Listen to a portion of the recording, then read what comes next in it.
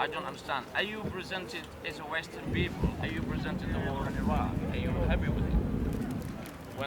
When you said the West, I'm trying to understand. You're talking about governments. Anytime I disagree with your government, you refer it to the people. Say, no, we are the Western people. I'm not talking about Western people. I'm talking about the governments of America. So don't play, as I said to you again and again, don't play that dangerous game. So if you think you are presented American governments, so you are responsible for 2 million people dying in Iraq. And 3 million in Afghanistan. Do you understand? May I answer? So you should feel guilty about that. Should I feel guilty of course about you should. If you presented I'm Ukrainian, bro. Why should I feel guilty about it? well, because Defending the West. because you not the West, the government. That's what I'm saying. The Western governments. Let him finish his Listen, my point. brother, I'm not talking about Western, I'm talking about Seriously, let American. him finish his We point. ain't talking Western. And then I want to hear West. this gentleman wants to speak as well. So America is the West. No, let him finish his point. So we're not talking about the Western people live in Europe. We're talking about the government, bad government. If in the Western people they don't agree with their own government. I just remind you again and again and again and again, and I have to say this all the time to make you guilty. You killed 2 million Iraqi people in Iraq. You. Because you are defending the I government killed of them. America. Yeah, I killed them.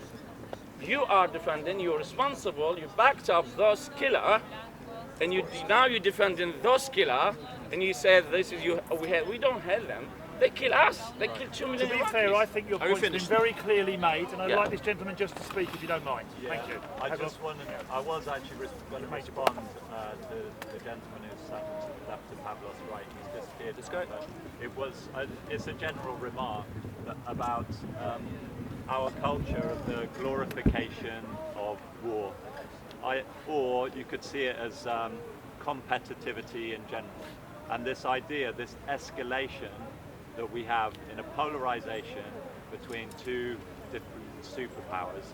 The escalation, and the concept that one has to win. What we need to do is de-escalate and recognize that that escalation is not the solution, that one side being in the right is not and one side being in the wrong is not the solution. And we're living in a state where this competitivity is to such an extent that we've lost our sense of compassion and empathy. You only have to look at this. I mean, Gandhi said you can judge a culture by how it treats its animals. If you look in this country, how animals, which are the same as us, animals like us, mammals which have eyes like us, which have noses like us, which have feelings like us, I which, disagree. Not which all of them. which have feelings. It's been proven scientifically that they suffer emotionally when mothers are separated from the children, when the children are separated from the mothers. You see in the factory farms, you see them lined up as if they were pure commodities. You see the pigs that don't see the light of day, that the mothers can't move forwards or backwards, and they can't give care to their little ones. This is the state in which we're in. This is the lack of empathy, and you don't need to go to war-torn states. You can just go and open the doors of a factory farm at night and see the depravity and lack of empathy. Thank you. First of all, I'd like to Make your address point. what the guy who was sitting Thank here you, make said, your point. and I would like to say that I disagree with him. The British Empire was not the one who erased slavery. That's some bullshit claims right there. There were empires that didn't have slavery way before the British Empire, like the Achaemenid Empire, one of the best examples, aka Persian Empire, to people who don't know what Achaemenid means. There were many empires that didn't have slavery, so what he said is bullshit. Secondly, I would like to address what you're saying. Not all mammals are the same. There are even mammals who lay eggs. For example, the echidna and the platypus. And there are mammals who function in a basically very different way to humans. So what you're saying also doesn't make a lot of sense. Now let's speak about what you said. You said you're confused, and I can see that very well, because you're not answering to anything that I told you.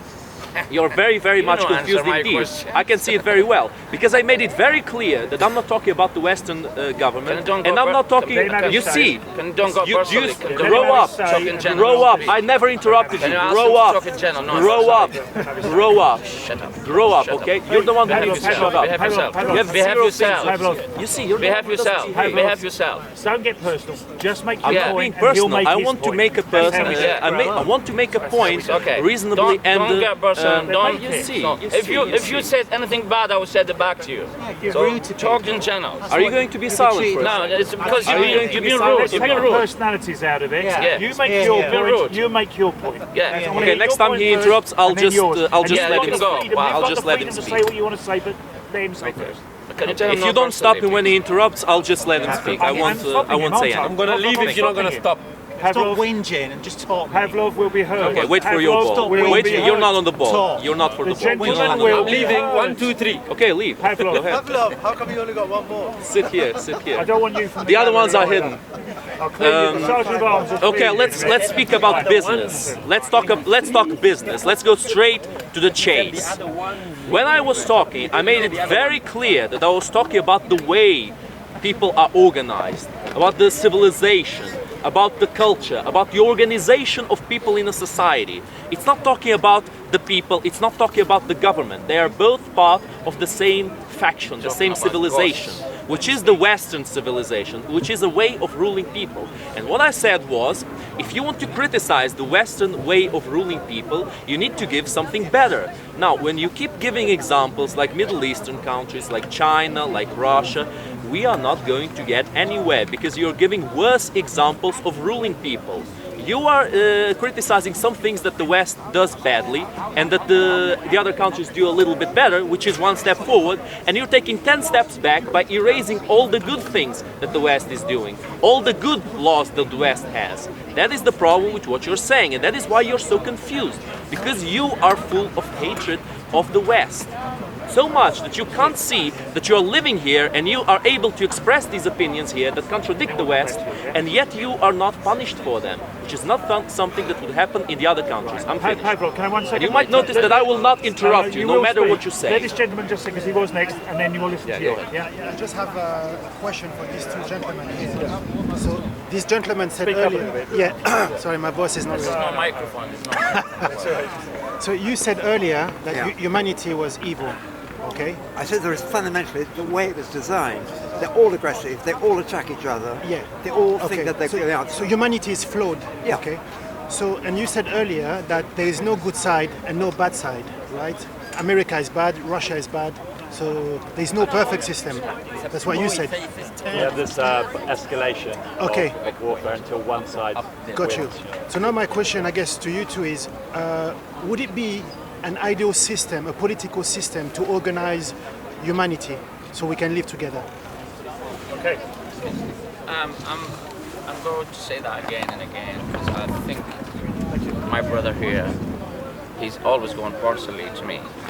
But did I talk against Western culture? Be honest. Did I mention anything against Western? Or I was talking about the war in America and Iraq? Did I mention the war in America and Iraq and government and in my conversation or no? A couple of times I mentioned that. So can you tell me, my brother, when I said anything about the Western people not nice? Once. Hang on, I'm going to let Pavlov answer that, and then I want to hear Yeah. from you. Pavlov. Okay. Thank you. Because you're twisting things. All the time I said things I'll let against Pavlov American answer that one, government, then I'm going to have it. you bring it to Western people. And people that hear you put word in my mouth, and people that hear you here, so we against the West. I'd like Pavlov to Yeah. answer that point, if that's okay. Thank you. Okay. If you think that America is being ruled by a westernized style of civilization, of way of ruling Can you answer people, my question, my brother? that is the, if you believe that, then America is part of the West. Can you answer And my question? I'm What answering your things I question. said against the West? Just let him. Yeah. Just let him say. If he doesn't want to answer, Are you he doesn't have listen? to. You are against America attacking other countries. Is that correct? Yeah. The way of the West is to weaken the countries around them. Do you agree with that? No. You disagree with that? They do it, yes, I agree. They do Okay, it. he agrees with that. I agree. Your brother disagrees with you. So? Okay. Is it a good way? Huh? Is it a good way? That's our point. No, that's why I criticize the West myself. But you're not giving better examples. You're giving worse examples. Can I answer you? Okay. The better example comes from within, my brother. As much as we said, when there was a great man when he asked him what is oppression, he said oppression is when a nation supports its government to oppress others. So the Western people or the Western civilization cannot get away with it because the lifestyle they have, that they think it's normal everyday life, is not. Their government, our government, I am living in this Western country and I've been living for the past 20 years. The hate is not about the people, and the people should realize that our leaders and our problem is that point at our leaders first. Let's make our leaders just, so they cannot say one thing and when the Saudis or when the other any Chinese, anybody comes with a checkbook, they write them weapons. Okay, if America thinks that America is the symbol of justice, morality, why they spend 750 billion on their military every year? Why? If they are so peaceful country? Because the lifestyle of the Americans, the government has to justify it with bringing the raw material, bringing the labor, bringing everything from other nations to give them the £5 flipping t-shirt when you buy it in Primark, because it is not made in Sheffield, it's not made in flipping Leeds, it's made in China, 5p an hour. My point is, when you throw stones at others with a glass building, no, first let's check our house. Is it glass? How are we doing? I know there are good things in the West, but I cannot say that I will smoke, but I will tell you don't smoke. It's hypocrisy. I should stop smoking first, then I should come to you and say, Pavlov, you should smoke. That's our point. Well made. Thank you. Thank you. That's my point. Someone mentioned earlier that human beings are the problem. This is inherently a falsehood, because human beings, on the majority and in history, have never had any power or control over not only their own lives, but the lives of others around them, as in a community control and understanding and comprehension. What we've had is a religious dictatorship over the people of the world we live in. And they've dictated the owner's religion. This is different from people of religion, very different, who I'm not referring to. I'm talking about the owners of religion. They're the people that throughout history The gangsters of religion. have decided what we'll have in this world. And what they've decided, they'll have people hating each other. And what they have decided is that we'll all be materialistic and that we'll all desire material things. Capitalism was born from religion. It exercises perfect religious ideology within capitalism. And capitalism is the destruction of this very world. And if you really read the religious text, if you listen to the religious leaders, they want the destruction of this world. This is their goal, this is their dream. And a human being has no choice in all this. He is a prisoner to these horrors which they execute upon the world. Because if we, the human being, don't have access to free education, free health, a society, a roof that we all can live under, and be respected as human beings, then there is never any self-empowerment or a world that can grow into a culture and society of respect. When you take those things away, you have a culture of hatred, continuous war, and desiring pathetic things in life, rather than inspiring to greatness, which most human beings have always wanted. Most human beings wake up and go, I want my family and my children to have a better future than me. The parents should have that better future. Not just the children, but the parents themselves should have that. But for life, human beings to grow, that is a threat to the people that own our world. Because the more we grow, the more we go, oh, hang on, there's something wrong going on here. We have no control or power over this, and we're the ones that get shot in wars. Never them, it's always us. There's something terribly wrong. That's why they have to steal your education. That's why they have to steal your media. That's why we have billionaires who own our media. That's why we have the billionaires owning our parliaments across the world. Because to commit mass war and genocide, you need to own not only the political power, but the media and all the other structures of a society. So no, the human being is not the problem. What is the problem is the people who own the power, the institutions, and the future. We must take control of that for our own power and use, because the majority of the people of this world, everyone here, have woken up and said, I just want to work today and I want to have a future, and I want, more importantly, I want my children to have the future. That's the secret that's taken away from you. That's the truth you're not allowed to have, because that is the very truth of most human beings throughout all human history.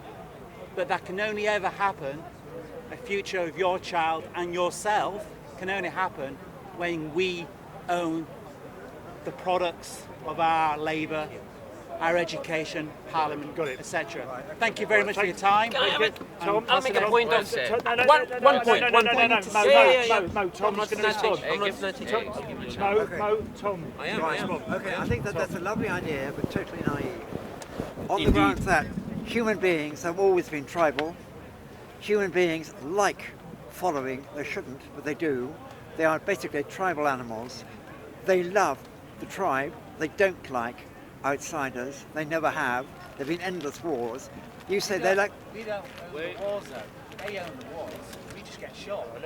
Sorry, let me finish. No, let Tom have his say. I mean, I was brought up as a Catholic. I feel an instinctive loyalty to the Catholic Church, although I don't believe one little bit of it. But instinctively, you're brought up as a Tory, you're brought up as a Labour, you're brought up as what? Because it's infused in you, it's very difficult to get rid of it inside you. You say that you want to get rid of capitalism. What actually happens when you get rid of capitalism? You get a system which is... You get rid of a system. But human beings, the idea of you human beings, we are all human beings, whatever it is. No wonder there is no human. Sorry. Yeah, what I'm saying is, all systems end up by being tribal. And I think the idea that we become... I think that you end up... Keep going. Yeah, what I'm saying is, the idea that socialism is going to be the answer is as naive as the idea that capitalism is the answer. Every system ends up by being corrupt. It goes on. You've had socialism in China, one of the most, it killed more people than in Russia. You ended up with Stalinism. What happens is, after chaos, systems break down, the tough guys end up, they are just as shitty as capitalism, they end up no control, and systems always break down, always end up nasty and replaced by a revolution, which is as nasty as they are. So let's be naive. Thank you, Tom. Thank you. 2 points. 2 points. The first gentleman made that we should the like animal rights and all that. It comes back to basic, to ourselves. There was a gentleman earlier, he said, I don't want to eat in the winter sweet potatoes and this and that. I want my apples and my pineapples. What gives you the right to have in the winter your stuff? My point is, if we don't change within, of course, when we want 24-hour life, when we think that I deserve everything, of course they're going to pump hormones into the cows to give us more milk. Of course they're going to GM food, genetically modified food, because we are the consumers. Genetically modified food. We are the in America. I'm saying. If you want to speak. My point is, if a change can come, should come within ourselves. We should stop eating meat 7 days a week. Let's eat 1 day a week. We should stop using electricity. Let's not come here as a hypocrites in marches and shout, nobody gonna hear you, and take a selfie and put it in your Facebook. Go switch off your electricity once a week. I dare you. No, you can't, because you're comfortable, because we are all hypocrites. Again, I'm gonna say, it's our comfort. Again, I'm gonna go to the women. Next time when you get up in the morning, don't think you are ugly. The TV is telling you, but when you put that lipstick, that mascara, that shampoo, think about those animals that has been tested. So change comes within. As long as we don't change ourselves. I'm a Muslim. In my traditions, in my book says, my creator says, if you're not gonna change yourself, I will never change you. Thank you. Can I be next? And I'd like this gentleman to speak here. If you want to speak after him, that's fine. Just briefly to respond to the point you were making about the hormones for the dairy cattle. It's not just hormones to increase the yield of milk. Animals are artificially inseminated, which is a euphemism for being raped. Raped, basically. Okay. They are systematically mutilated. They are kept in the dark. They're separated from their natural herds. It's not just about hormones to increase production of milk. I'd like to say another point about what you were saying between the governments of a country and the people of the country. Well, the people can't deny total responsibility if they are conscious of what is going on. So, for example, an analogy. We do home education, but our children go to a local school to do choir on a Saturday. It's like a club. And I tell them, as they're going through the front door, there's people, they've got the tuck shop, and it's all these like chocolates stuffed with sweet and hormonally produced milk.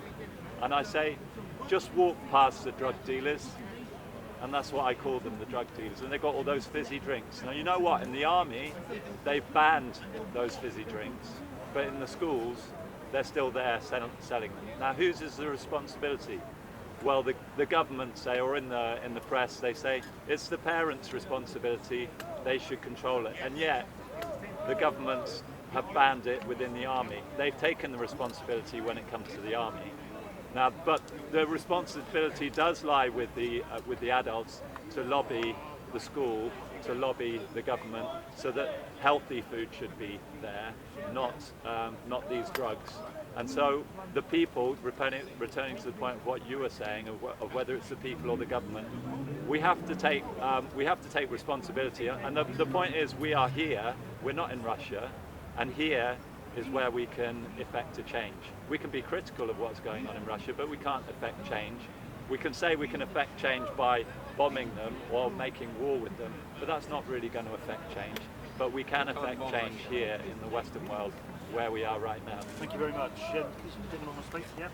Yeah, can I speak? Yeah? Of course, yeah. All right, yeah, thank you. So, yeah, just to pick up on the point that this gentleman made about genetically modified food, we all kind of modify food in our own way. I mean, ever since human existence, we have modified food.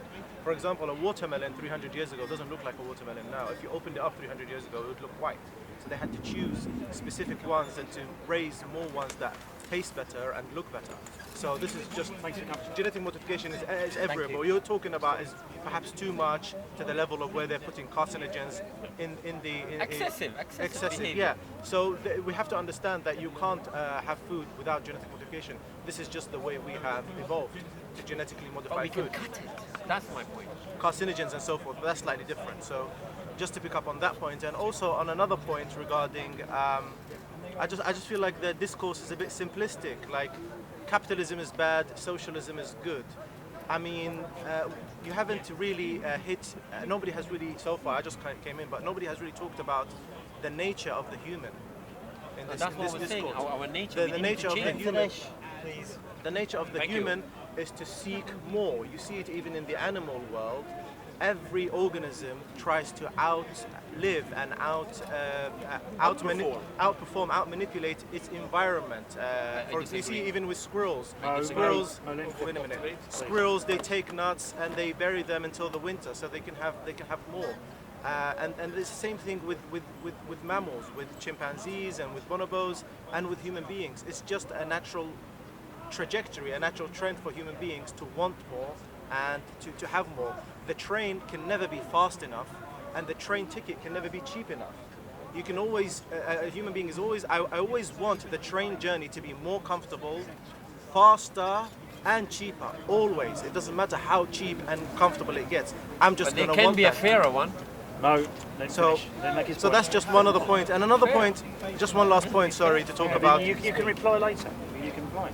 One other point with regards to governments and people. I think, I believe this gentleman here is more from like a kind of ecology background, and you think about the nature and how to protect nature. I think that's a very good thing.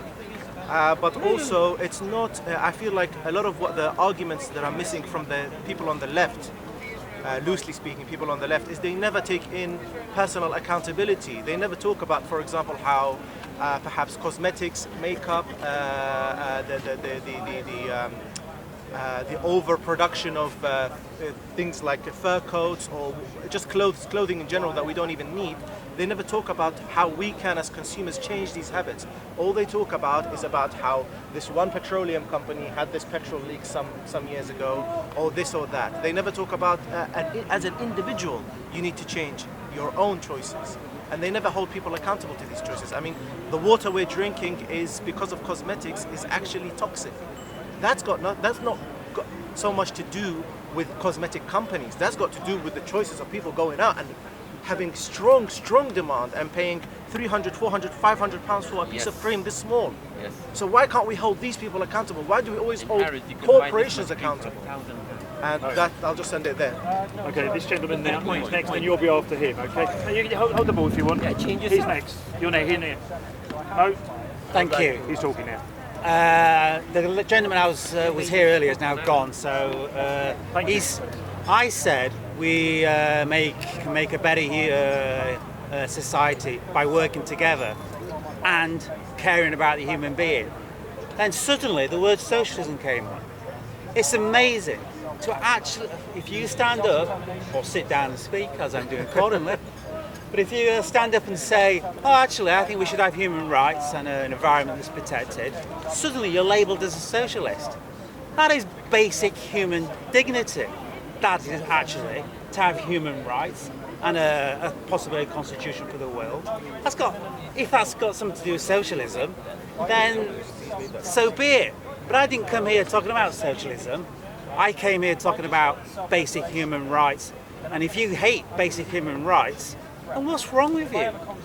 GM food, I think there's a little confusion with GM thing. GM food referring to now is an actual intervention on a genetic level with science. And the majority of GM food at the moment, the one that's in production and is dominant in the market, is not done to make the crop better for the human being or for the environment, but it's actually done so that the pesticide companies can place more of their disgusting products onto the land, which poisons literally everything. Not just that land, but everything through the food chain. And we are part of that food chain. And I think there seems to be a little bit confusion from this gentleman over here about socialism and makeup. I think you were making a link between the two. There is a link. There is no link. I'll speak to this. Because we live in a capitalist society. We don't live in a socialist society or a society where human beings have rights to live and a rights to live in an environment free of environmental pollution. No, it's capitalism we live in, mate, not socialism. I don't know where you got this idea somehow that the socialists own the capitalist industry and are dictating over capitalism. That's a crazy mind you have.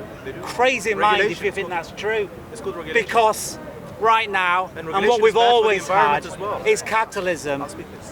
Capitalism, and they have dictated a world that we live in today. And that world is pollution. I'll give you an example. Hatred and pollution and the destruction not only of the human being, but of the very environment we all live in. Right, can you give way to him? Can you give way to him just for 1 minute? And then that man will speak in a minute. On this point, this gentleman has made he's saying that in a capitalist system, he's saying that socialism, basically what socialism, the way I see it, is you need to have a government in order to have socialism, and in order to have socialism, you need to have regulation. There's many classical examples of socialism actually affecting the environment for worse. So, for example, you could take a very basic example. Government regulation around, let's say, for example, taxi licenses. You know, for example, I remember in one state, I think somewhere in the United States, a taxi driver cannot take a journey from point A to point B and then take another customer from B to A. He has to come back to his point and then go back out again. Right, that comes from what? There's no socialism in America. Just one second. Insane. That comes from government regulation telling him he can't pick up. Yeah, capitalist. No, government regulation has got nothing to do. Capitalism would rather make, in a sense, to make it more efficient. Capitalism would rather have that taxi driver pick up a customer from point A, leave him at point B, and pick up another customer from point B. There is no socialism in USA. that is a result of government regulation. It's got nothing to do with capitalism at all. Yeah, it's got nothing to do with socialism. Can I just hear from this gentleman, because he wanted to speak, and then I want to hear from you. And that pollution causes it's terrible for the environment. Right, guys. Socialism in America. Thank you. Thank you. Mad, Thank you. real now. Thank you. Right, I just wanted to ask everybody here, how do we create the change within us? Right? How do we create the change within us? Yeah. That's the Because we're question. mentioning, The gentleman is how do we asking, make how a do we change? create the change within So us? we are more than 7 billion people on this planet. Let's talk about that. How are you going to make this change? And do you want to go for a... Yeah, let's move a bit on the debate on that then. Yeah, Let's see do you what want he to go says. from a bottom-up approach, or you want to go from We've the top talked to about the bottom? problems, we're now going to try and work out the solutions, guys. I got the solution. Okay. We've got a speaker here. Right, but this man is also got to be heard. Control just first. yourself. Have you finished That what was you the wanted to question, say? yeah? Have you finished your point? Yes, I have. Because it's a finished. good So point. yeah, so is it going to be from bottom-up approach or up to bottom? Right. So do we need a government, and what's the ideal system? What governance do we need? So you Okay, that's are an asking interesting through the question. chair, what is the solution, yeah? What's the solution? Yeah. What's With- the from ideal the up- political from the top system? or the bottom, yeah? Exactly. Okay. Do we need to change first, and Trickle then the down or government will what? change, Okay. or do we need the change to occur from the government? So is it trickle Imposed down to us. or whatever? Exactly. So what's the So ideal the question system? is, how do we change the situation? How do we Exactly. change Thank you very much for the question, and I'd like this gentleman just to say what he's Control yourself. I have the perfect No. He's finishing that. Yeah, You let won't- him you say will what get he your said. turn. You will be heard. I will be short. He's heard me. I will be short. Sorry? I will be short. So I think that speaking about debating about changing the world, How we change, yeah. right. So we must talk about ideology and the greater ideas and how we think the radical change will come from. And it's all important, but it cannot end with that, because this is only half the story. Within many different kind of systems, socialist or capitalist, regulation or without regulation, we will tackle the same answer, the same question over and over again, and some of the answers might be the same.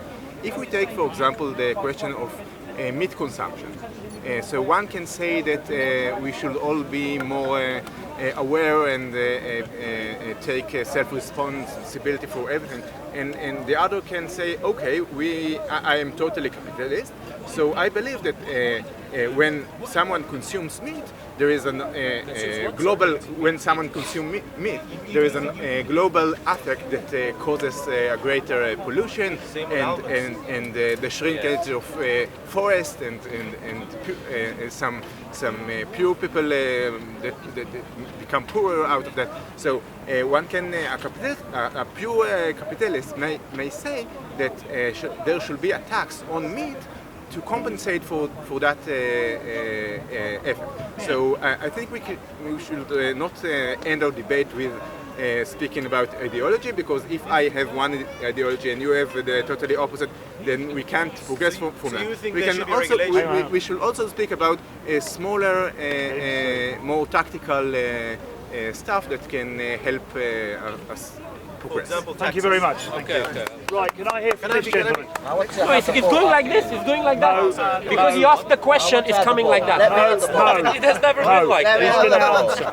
No, it has never been like No, that. how it's going to work is you're going to be quiet for a minute and hold the I ball. mean, I He's going am to quiet. speak. That's how it's I'm going to always work. quiet. That's how it's going to work. That's joke you ever Because said. otherwise you're overcooking the egg.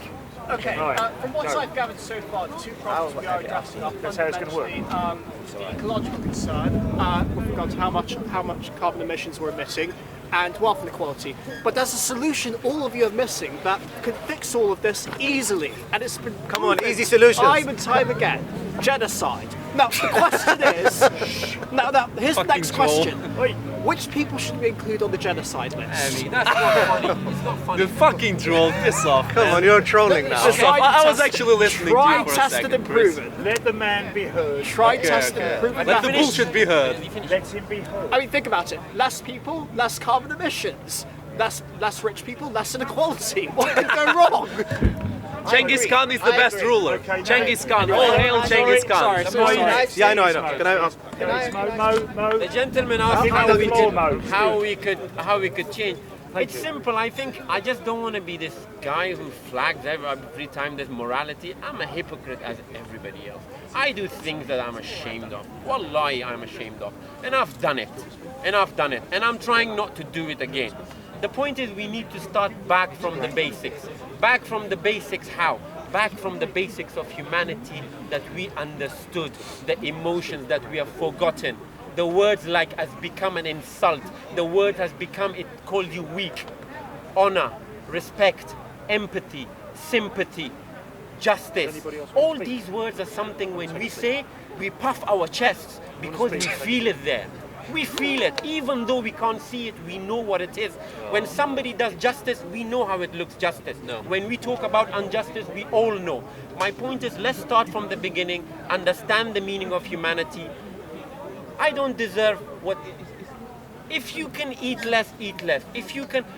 We vote for our leaders to bring what? To bring justice, equality, fairness in our society. I never voted to bring me 24 months Vodafone contract. They throw me at my face. I never said bring me this flipping new band and say let's have it baby tonight. The problem is we are consuming and they are giving us. Imagine they are giving our youngsters, our new generation, Love Island.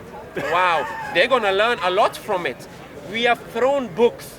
We have thrown our history. We have forgotten. We are a species that we need to be reminded. Remember the stick and the carrot? As much as the carrot is for humanity is necessary, we need a stick to remind us. Okay. Remember what Let's Hitler just all did. be donkeys. Let's all be donkeys with the sticks and the carrot. That's how we do. That's how we do You want us things. to be donkeys? Injustice. Okay, good. Take a seat. Eat less. Mo, thank Drink you. less. Okay, Mo, you made your We're point. at the omelette now, but thank you very much. right. Very good point. Mo, very good I point. wanted to answer. Yeah. I mustn't show bias, but it was a good speech. Did I say No, anything wrong? it was. Right. It's It not was a a matter good of wrong. I think Then what? again, as I have previously mentioned, I think you're looking at life in a very, very simplistic way. It's a bit too simplistic, in fact. What is life for? Tell me. Mo, So we're looking at complex social issues like the economy. We're looking at, for example, people's choices. You talked about Love Island. Why are our kids being given Love Island? Why? You have to understand the way the economy works is not that, for example, somebody's creating a product and pushing it down your throat. It works the other way as well. There is demand for such a product, therefore people come around, get together and make such a product. It's inverse, it works both ways. So for example, when you see MTV or when you see a music video, for example, that shows violence, that is not just affecting the young people with more violence. The young people are becoming more violent, so such videos come up and there's more of a demand for them. You're making my point. So Mo that is means speaking. so that means that there is something that's inherent in the human that is not fully good, fully innocent, fully honest. There is something else there. There's something dark inside the human I as said well. I'm a Exactly. Hey. So the point I'm trying to make is when you went further and talked about justice and honor and sympathy, you have to understand that to a lot of people that means nothing. That's my point. Let's you go to can the wait basics. a minute. You can meet people who have never been loved in their life. So therefore, to them, the word love doesn't make sense. Okay. So how can you say that it's intrinsically a part of the human if there are such people? All right. So it's a very complex Very good issue. Thank you very Very much. good This point. gentleman here is going to speak innate now. enough. Mo, We It's know not right. innate in everybody. It's Mo. innate for you. but maybe for me it isn't. Exactly. Mo, Exactly. He has a very Thank good you very much for your point. surroundings Mo, would you're not socialise speaking us. at the moment, he's speaking. Sorry. I want to hear this gentleman. Well, I mean, the way Thank it you. works is if you get one penny and you double it every day for a month, you'll end up more than $10 million. People don't understand, including people like this gentleman here who thinks he's clever. Who, Don't me or him? understand him. No, I'm sure you're clever. Yes, I am. Okay, show it. So, they Don't get personal, just they don't. Don't get personal, man. Nobody's getting personal. Not get personal. The problem is people don't know. Like, for instance, the way it works is like this. This man here is 90% a good person, productive. He's got 10% that's wrong. The powers that be work with the 10%. The same with him, 10%, 10%, 10%, 10%. That's how the system works. So we're all looking in the mirror thinking, I'm a good guy. We need to get rid of that 10, not all of it, but we need to deal with that 10%. That is 10, not all, it's not, we got rid of Nazis, we can get rid of certain systems that are your systems. It's impossible when it's your systems. And so what we need to do, like for instance, us British, when we took over India, we didn't fight hundreds of millions of Indians. We just fought the ruling classes. And we won the ruling classes, and then the other people who were followers then started looking up to the British to fill the leading role. So what we need to do is to do basically what we've been doing in history, which is to get the people who are in the leading classes out, you know, that in parliaments, in all of these organisations that are think tanks and stuff like that, and fill it with people who basically can think in a better, more productive way. So that is the simplistic. That is the simplistic. Can you? Where has that succeeded in history?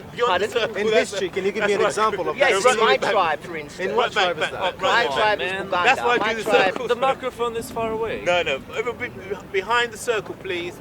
Yeah. There's a reason why I put that circle there. My tribe is the tribe that the British said is the most civilized in Africa. Okay, which is Uganda. Right now, we had a superior system before the British gave us their system, because we didn't have people. Now, we didn't have certain technology. There was a lot of people dying because of lack of certain elements like droughts and stuff. But compared to what we have today, which is through what we call the monetary fund, the IMF, the World Banking System, and etc., we didn't have people starving out that we did. There was privatization of land, etc. So for me to go back to my country and say that we need to be independent from the British and the Western society's system, because I can say, not to speak too long, I can say it's always produced mass poverty. I, as a Londoner, I'm a Cockney, we used to have children who were working in factories that were practically slaves. So what we did is that we exported that poverty abroad, but it was here before. So the capitalism system has always produced, wherever it's gone, extreme cases of poverty. Like in China. You know what I mean? Where there's more people becoming middle class than half of Europe, like in China, yeah? Yes, that's good. China, India. Yes, it has. Japan. Yes, it has its upsides. It's like saying socialism is 100% bad. It's not 100% bad. Okay.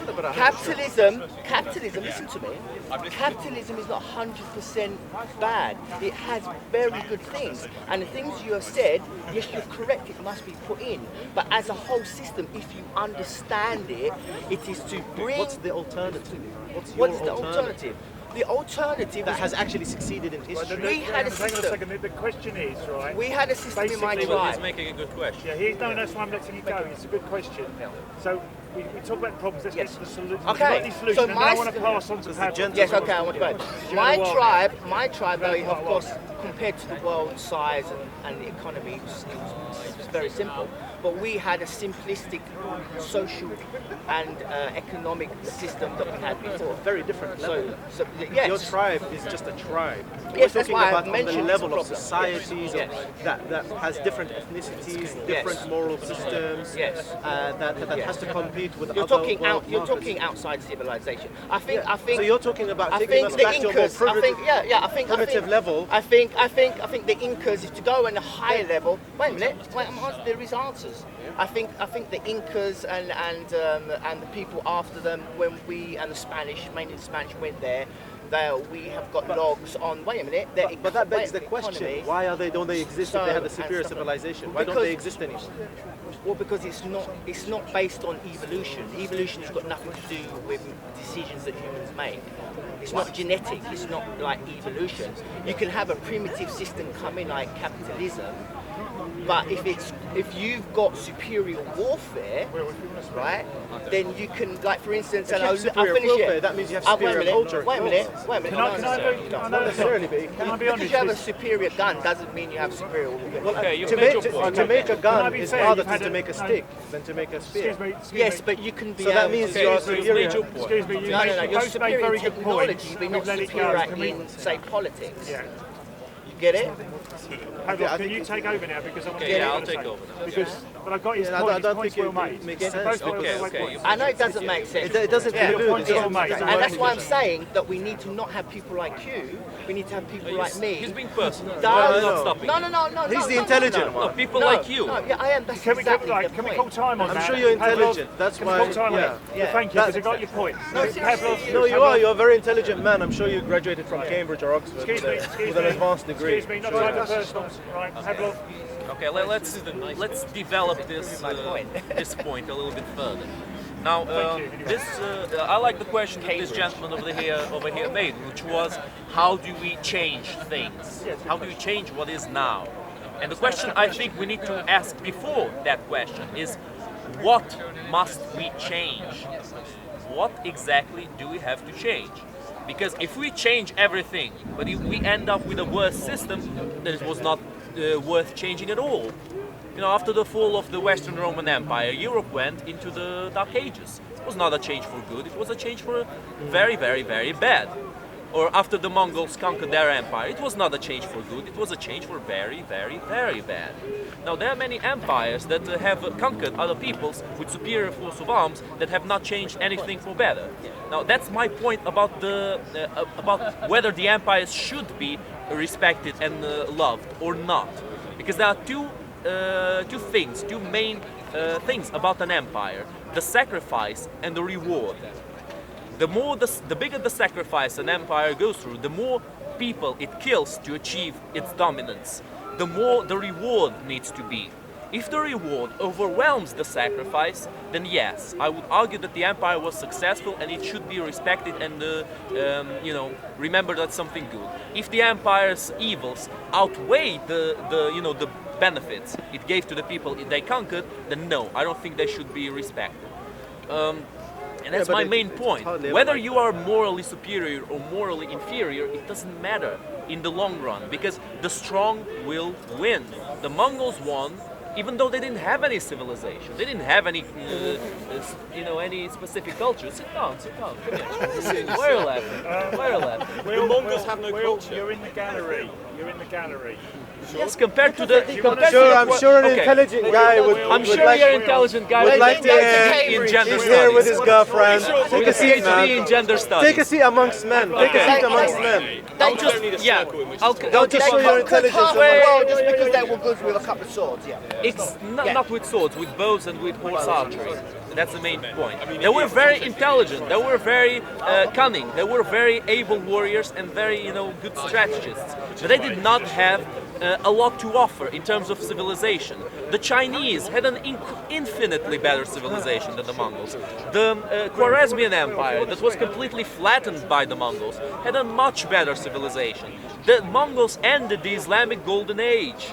They sacked the House of Wisdom in Baghdad, which is where Al-Khwarizmi made the Arabic numbers that we know nowadays. He adapted the Hindu numerals into the into the Arabic numbers we know nowadays. And my last thing, just conclusion. Don't delve into morality. The good guys don't win. The strong guys win. That's it. Thank you very much, Pablo. I'd like to ask Lionel Messi over here to I can see his FCP shirt to speak. Except for the capitalists. Except for the capitalists.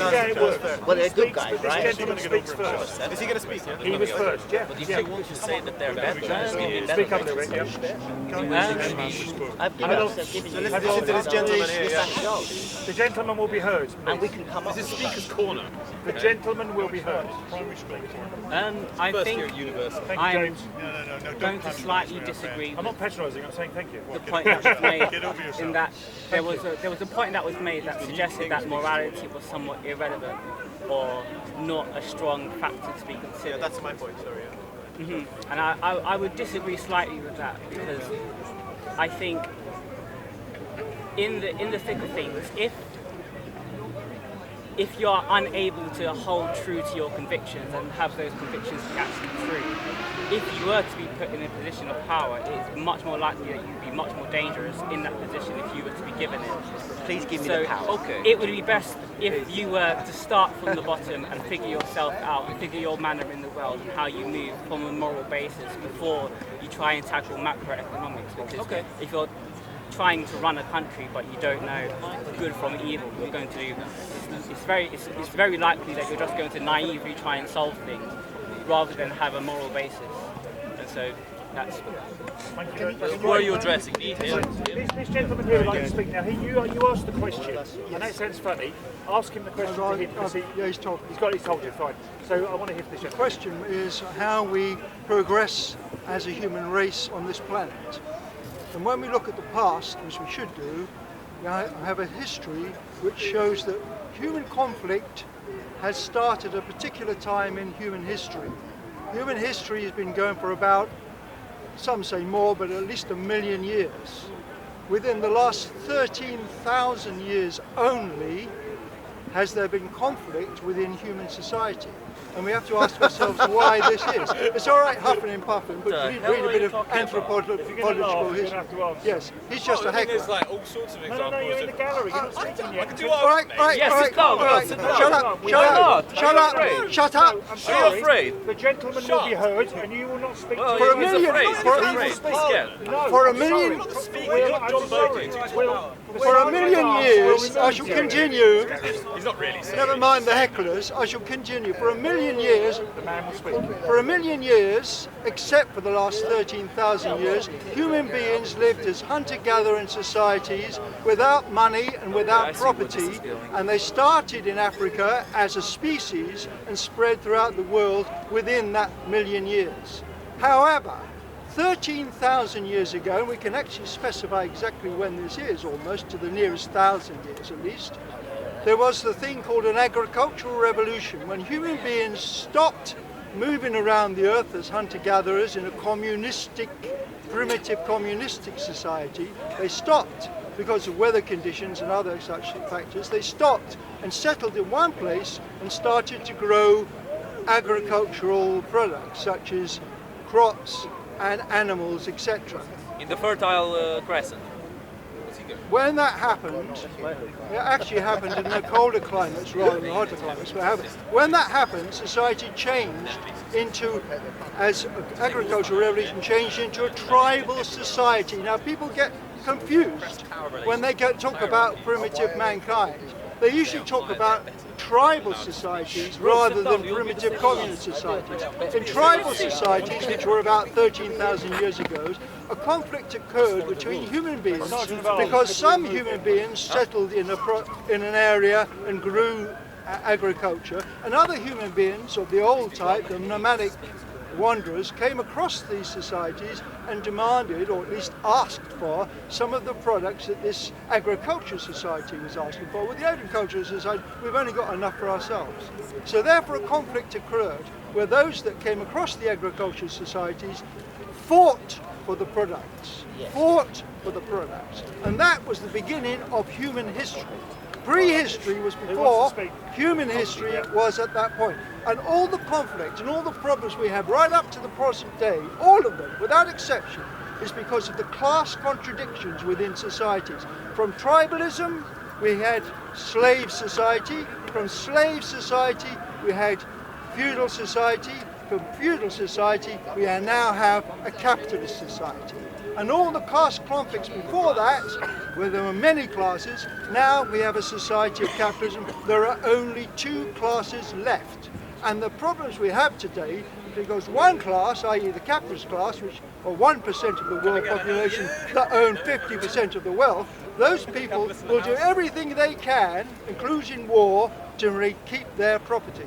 The vast majority of the rest of us, even those that don't seem to agree, are basically proletarians, either i.e. workers. We are the exploited, we're not the exploiters.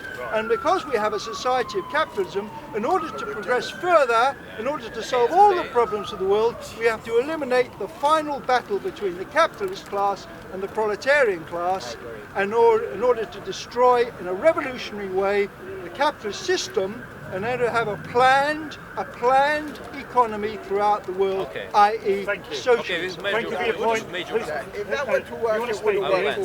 That's why it's not going to work. Did you want? Can he speak? What do you want to say? So therefore, we should keep a primitive system. No, did you want to speak? That really makes sense. Okay. This is pretty funny because this gentleman here is saying capitalism is primitive, and this gentleman here is saying that people started by being communists and eventually they devolved into this capitalist system.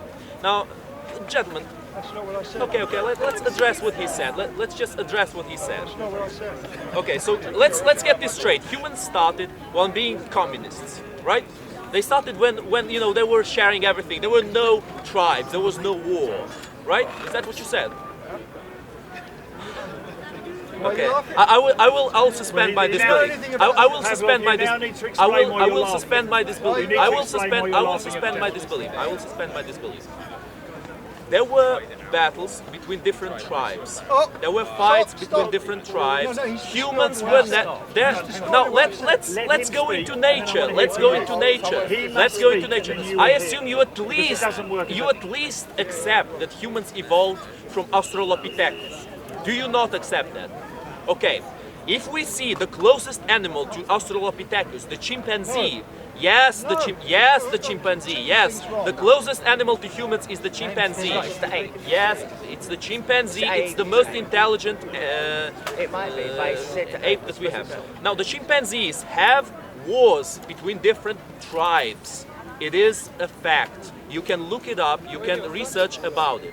What you're saying shows me that you don't have background into basic observation of animals. Because animals too organize themselves in tribes. The lions organize themselves into prides. The wolves organize themselves into packs. Even the herbivorous animals organize themselves into herds. That is something you can observe everywhere. You saying the tribes was something invented when humans settled down, it's absolutely preposterous. No, I can give you. Okay, respond. We will respond. Two things wrong. First of all, you used the word tribes, and I specifically said tribal society only started about 13,000 years ago. Therefore, you're incorrect to compare human beings to always being tribal. They weren't. They were not tribal. The second thing you said was you compared human beings to other animals.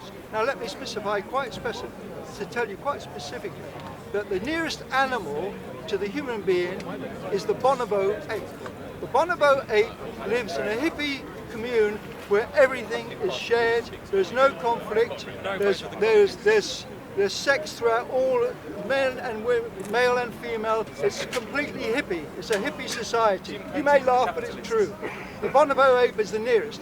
Also, you bring in other animals. Let me remind you, we are not other animals. As human beings, we are a specific form of animal.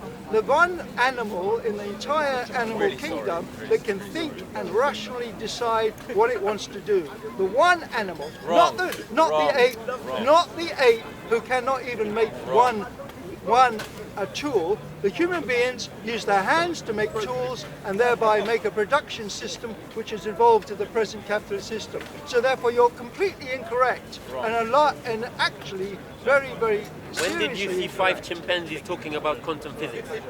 Yeah. You're wrong. And the reason why you're wrong... Mo, you clearly are out of this conversation. Sorry Because to human say. beings can think, can reason, Mo, we have intellect. I like you, but The reason why he's wrong, he comes from a country which has... Don't derail the conversation, we're getting somewhere. He comes from a country, unfortunately, a country which has gone through a great historical... Let's not derail the conversation. And the problem let it is, derail the the conversation. country, which is Ukraine, has voted a fascist government into power, which has influenced the psychology and the ideology of the population throughout Ukraine. He's a comedian, my friend. He's a fascist comedian. By equating Stalinistic Russia and Stalinistic Hungary and Stalinistic Eastern countries with We have a communism. Nazi comedian They are not president. communist and never were communist. Can you back up that claim that the president I can back up the Okay, guys, the conversation is being derailed. I don't want to allow this. Okay, when I say that the chimpanzees, when I say, guys, shut up. You want to speak, sit down. Guys, if you want to speak, sit down. He's not chairman. If you want to speak, sit down. Ask the question. If you want to speak, sit down. Ask the question. If you want to, no, it won't work. It won't work. If This you is want how to we're speak, being organized. sit there. I'm asking you to maintain order in this place. Why are you asking questions? Because what you're doing. To maintain basic order. Guys, sit down. If I sit down, can I ask a question? Yes, you can. Sit down. Just wait for the ball. You bought into the system. You bought in? Yes. No, this is something get you. Oh no, this is communism. That's communism. I can't wait. Okay. You can't wait. Let's, guys, wait, guys. You can't wait. Goodbye. The system is working, it's fine. Yeah, they are being challenged. This is dictatorship now. If you sit down, you can challenge it. Okay, thank you. Let's not let the conversation derail for outside, by outside interference. When I said the chimpanzees is the closest animal to humans, I meant in terms of their organization in a society. And you can see how the chimpanzees organize each other, organize themselves. Huh? Okay, this guy doesn't think that we are animals. You're incorrect. We are humans. You're out of this conversation. I want this man to respond to you because he wants to speak. Sit down. You have to sit. Come sit down and You have to sit down. Okay, then you can't speak. Oh, well, then if you stand up, you can't do it. Okay. When you cite the example of the chimpanzee, this is a popular notion. Somehow the chimpanzee is the closest to human beings. This is simply complete myth. The chimpanzee is simply not like the humanization of human beings. You can talk about the gorilla as a ape, which is a very peaceful animal. You wish to speak. Talk about many Gorillas. other animals. And you can talk about the bonobo. Your opinion. You cannot talk about the very well. chimpanzee, which is a complete Come along. If you compare how the chimpanzees organize themselves and how humans organize themselves, I'm not talking about in terms of genetics. I'm not talking about that. I'm talking about basic organization as a being. Yes. Ants. Look, ants are a different story because ants have absolutely. Have you finished your point? It's a bit slow. No, but it's a random person. He's not in the order. Ants are different because ants have no feeling. They don't feel fear. They don't feel love. They don't feel anything. Sit down. Sit down on knowledge. Okay, goodbye. You're out of it. Have you finished your point? Okay, I'll just finish my point. If you are defending a system that you think was practiced when people were in the Stone Age, and you want to come back to that system by saying it's superior, I don't know what you're thinking. I didn't say that. I have no idea what your argument is. You're just completely out of the conversation. Can I have the floor? Any new speakers? This gentleman wants to speak. Any new speakers? Can I speak or did you? New speaker. So basically, what we've got here is a demonstration of a religious mindset where you listen to the person about, you can talk 20 different subjects and the person's always defensive of that position. And this is the problem that we've got. We need the capitalists to come out and say, this is what's wrong with capitalism. But if they're always defending it and saying, there's no other system that's as good as ours, then it's like, we're wasting our time. We're not here for hippies and smoking things. We're here to change the world. We don't want to look in the mirror and say we're good guys. If you want that, go home and look in the mirror and tell yourself you're a good guy. We want to change the system. Okay? So therefore, what we need is we need socialists, capitalists, Islamists. I'm not a capitalist. You know what I mean? And or whatever. Okay. To be able to say this is what's wrong with my system. Maybe this is what we can take from socialism or whatever else, and vice versa. That's how it works. Okay. Next speaker. Experiment. Next speaker. Guys, if you want to speak, sit No, down. we're speaking Shy. here. If you want the bear, You've got our own circle. Why are you such a rebel? You want to speak in my circle, you have to stand up. Why are you such a rebel? You want to speak in my Why are circle, you such you have a to stand rebel? up. I'm Why are sorry. you getting worked up? I'm going to sit down. Why are you getting Excuse worked me. up? I'm going to sit down. Excuse me. These Will are the is rules. excluded. These are the rules. Will, I've got you're my- excluded you stood from up? this particular. No, you sat down. Yeah, put that. You're I'm going to excluded sit from down in this. yours. Yeah, put that in the middle So you're again. not excluded The because ginger it's man is cold, getting huh? it You can worked go up. anywhere you like. It's a stood up circle. You speaker. I'm going to sit down and be a hypocrite and sit in yours. Yeah, well, you know. You will. Excuse me. You want to join their circle? No. Okay. If you want to join This- this, yeah. This. What's your name, sorry? They call me Pavlov. Pavlov. well then don't worry. Don't. So far, you've made the most If factually you don't worry accurate about it. accounts in this conversation, I think. Sorry? And so I'm going to agree with most of what you said, especially regarding the chimpanzees and stuff. Yeah, it's pretty much basic knowledge that chimpanzees and humans are closest relatives biologically. I mean, there's not much argument against that. But I'll say also, I think going back on what you said a few minutes ago regarding your account of human history, I think there was a lot missing from that story. I mean, true, you mentioned the agricultural revolution and the Fertile Crescent, but also there was a lot that happened in between then and now. And so we didn't just build this industrial society straight out of the agricultural revolution. There was a lot of incremental work that happened between scholars between then and now. And I think, well, I'll say, what I would suggest, if the argument is that how do we change things, I think you've presented the biggest example of what we might do, which is when you revisit human history and you look at the acts and the deeds that people have done over these few centuries, I would suggest not looking at it from a point of only a sea of mistakes that we've all made. Because if you look at it like that, you'll see no good, no example of things that we've done right, which we might continue. And you put yourself at danger of throwing the baby out with the bathwater. And so what I suggest is, when you look back over history, you remember that all of the religious contributions as well, you remember all of the revolutions and scientific contributions, the literary contributions throughout the ages. You look at the Renaissance from Italy, you look at that, and if you don't mention that, your account of human history is very, very flawed. Exactly. And I'd also say, if you're trying to get advice from building a very, very advanced civilization by looking at chimpanzees, you're going to be very disappointed because they don't have advanced civilizations. And so, whilst it's true, chimpanzees are relative to human beings, and it's not really going to help because obviously they don't have capitalism. And so that's basically my point. Good point. Because of time, I mean, to describe the entire history of mankind in 5 minutes is not so easy. But I'll clarify what I meant. From the agricultural revolution, human beings proceeded to be involved in production of commodities, production of goods. But at that level, the very primitive level, all they could do is produce knives and axes and maybe spears and things like that. But as they progressed as a society, they invented and produced better and better things. And when they got to a tribal society, neither when the agricultural society came, they had to, necessity is the mother of invention, they had to invent things like the wheel, etc., etc. Now I'm going to go on.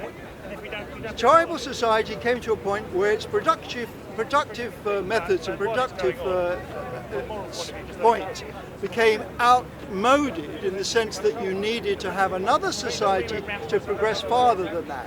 And because the society moved from tribal society to slave society, the production method also changed. In other words, when you built the pyramids, you couldn't build the pyramids with axes and knives and bows and arrows. You had to build the pyramids with much more advanced technology. And so their society was good in the sense that it produced far better technology as it progressed. But as society changed from tribalism to slave society to feudal society, the production methods got more and more advanced until it came to capitalism, which was around about, actually Britain was the first capitalist country. The first British capitalist country produced things which were far more advanced than the feudal society, which was basically just work in the land. Capitalist society started producing iron goods, mechanical engineering things, bridges, etc., etc. And in that sense, capitalism was a very good thing.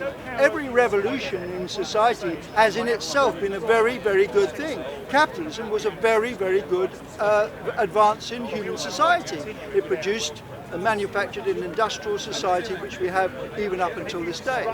However, the industrial society of today has now outstripped its very essence, because we now have a society when we're able to produce everything to an abundance, everything to an abundance. Now that is the basis for a communist society, because the modern communist society, not a primitive communist society, a scientific modern communist society can produce everything to an abundance and thereby doing away with capital, which is the basis of capitalism. By doing away with capital... Can you make it round up on your point now? So What's your point? Therefore, a scientific communist society is a free society in the sense that you no longer need to have wars. You no longer need to exploit people. You have a free, abundantly produced society which is the good of everyone. Okay, very good.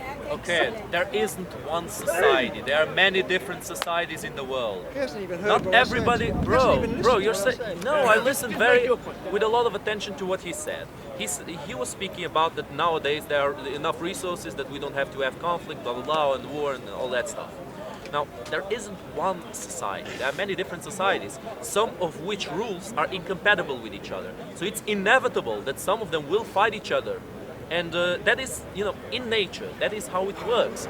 The more passive, the more, to a certain extent, peaceful societies will always fall to more aggressive, more warlike societies. It has been like that throughout history. And I am not saying it's good or bad, who is the good guy, who's the evil guy. Sometimes the more aggressive society implements better rules, implements a better way of people living, implements very good technologies.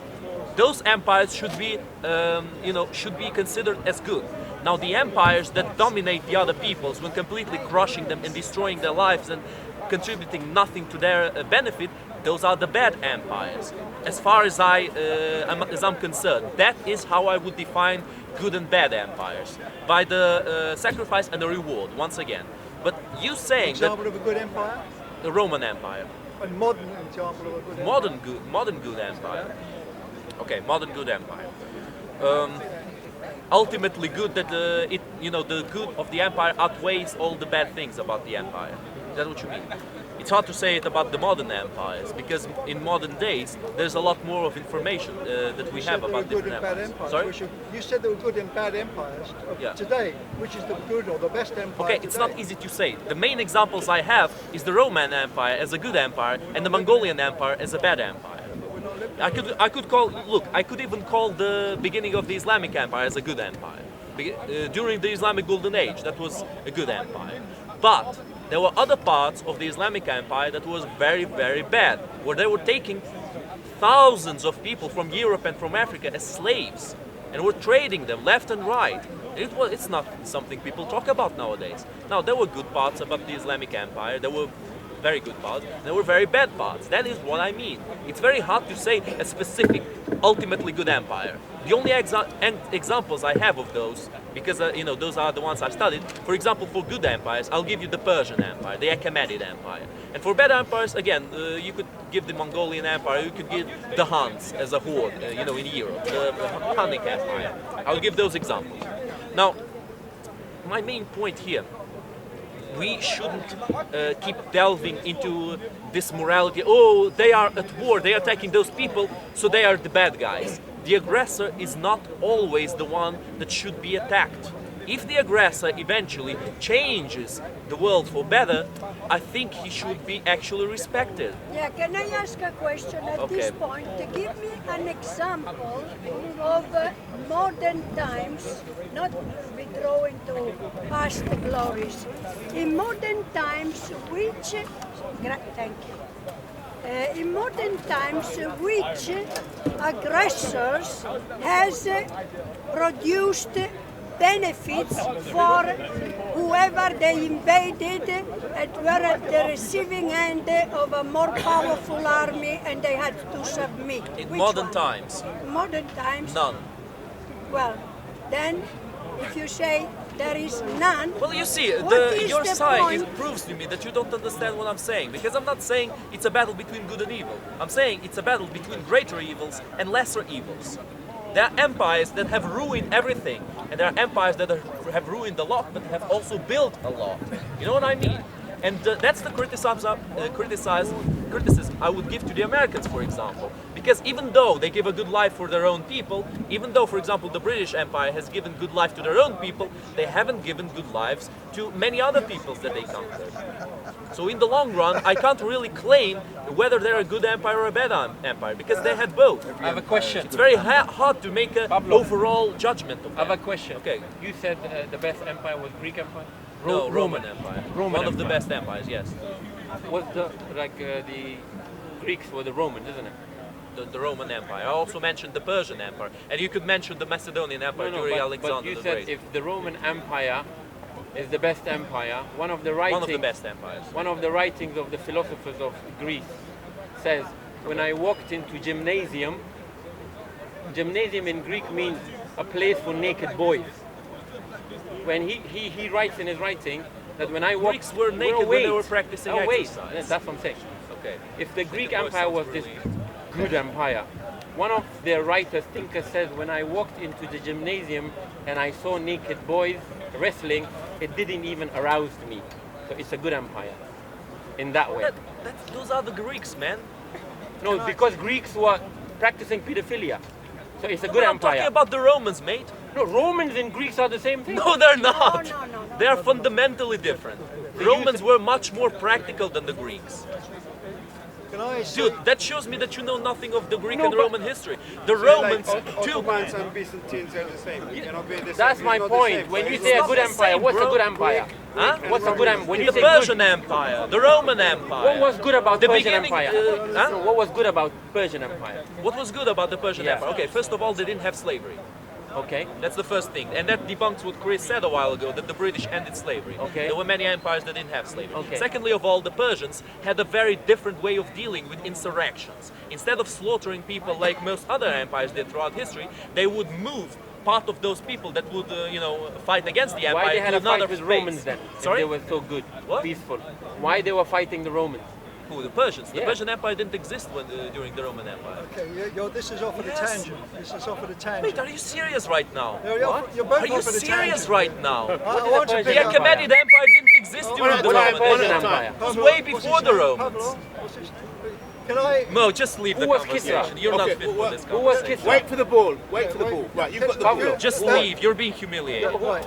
Listen, there's If I don't know, I'm learning. Why would I be humiliated Okay, if I if you don't want to know learn, anything? if you want to learn, I'll tell that's you. at the The tangent. Persian Empire. No, that's fine. Why would I be humiliated? No, Wait for the ball. Because I don't know. As if Wait, you know. wait for the ball. You're claiming No, as but if I'm you know. answering him No, because no, he's no, saying you've no, been no. humiliated. No, it's not. So That's if I- enough. You're That's claiming enough. as if you know. That's the problem. Which empire was the Kisra? The Kisra Empire. Is it not the Persian Right, Empire? there was a question you brought up, which is a very, very basic question. All human beings seem to be very, very Kisra and Kisra was confused fighting the about. Romans. Human nature is not a fixed part of human activity. Human nature changes in the way that human beings have changed over thousands of years. So when you compare human beings with any other animal, Persians were fighting the including Romans. a chimpanzee or any other animal, all animals except human beings cannot change their nature. Cannot. They cannot advance from where they are already. So when you compare human beings to another animal, that's totally incorrect. Human beings have developed from an animal similar to a chimpanzee, similar to an ape, similar to a bonobo, to a modern human being, Homo sapiens, which is able to change their environment and change their history and change their attitudes. Even within my lifetime, human nature has changed. So therefore, when I was a lad, misogyny was almost normal. Normal. Nowadays, misogyny is outlawed. Lots of things that were human nature when I was young are no longer considered to be correct. Quite rightly, because human beings have changed even within my environment, or even within my lifetime. So you cannot compare human beings with any other animal to prove a point. Okay, you are cannot you prove Are you a point by doing that. Are you finished? All right. Yes, Good. I can, and Got yes, your I point. will, because humans are animals. The Yes, difference I'm not- between Oh, humans... you disagree. No, you Disagree. finish your point, let me answer. He's The really diff- learning No, very let- fast. let Why, me- why no, wait, are lady, I'm humans not- New speaker, I'm give her answering a the chance. question. No, you disagree. Both of you disagree. Okay, Right, you're not going to No, agree. go ahead, go I'm ahead. asking a question. Why are humans, according to you, animals? Why? Because they evolved through Australopithecus. The differentiation of human-animal is a false differentiation. The thing about humans is that they're a very developed animal. That's the thing about humans. That's why we have people who differentiate them. And in the wrong way. Why, at a certain point, when we see people who behave rudely, destructive, antisocial, we say, oh, that's an animal. If we were same as animal, people would never get offended for being called, you are an animal. Okay, I can answer that. Yeah? Once again, because humans have evolved, humans have changed, humans have the ability to increase and to develop their intellect exponentially at this point, because they're very intelligent animals. And that's why it hurts when a human is being compared to an animal, because it's something from the past, something way gone, something we don't need to use now, something that will not make us function in a society as civilized beings. And that's the differentiation between humans and animals. Animals do change. Is that just that they change? Pablo. Wait, you see, Sorry, you Pablo. interrupt. You want me to were As I said, saying- 5 chimpanzees doesn't sit around the table and talk about physics, is it? Let make the point, and then you... And that is the main difference, because animals increase, they evolve in a much slower way now. Because it's because humans have the... No, shut up. Shut up, come on, man. Please. Come on. Wait for the ball. It's an interesting conversation you ruin. Now, Why would I ruin it? There you go. Humans can develop their intellect. Humans can change their society Yeah. very Be quickly, embarrassed. very quickly from one society to another, Exactly. just like that. Animals Exactly can't what do you that. were saying. Yes, But you were saying that humans are animals. are they not? No, What are they? humans Are is human. A species that because of survival necessity takes tools, shapes them and keeps them. A monkey takes a tool to crack a nut, takes a rock and throws it away. That is the major difference. Well, that's how humans began. That's how the No, Homo they habilis told began. you how we began. No, shut up. That's how Homo habilis began, by forging You tools read it. and by using them to... And keeping them. No, yes, by Storing keeping them. In the Keeping beginning, they them. didn't keep them, but eventually they started keeping them because their intellect evolved. They started thinking, okay, I have this specific rock in this specific shape. Yeah. It's very good for cutting wood. I should keep it because it's hard to make this specific rock. Eventually they evolved, and that's the thing. Humans are very much evolved animals.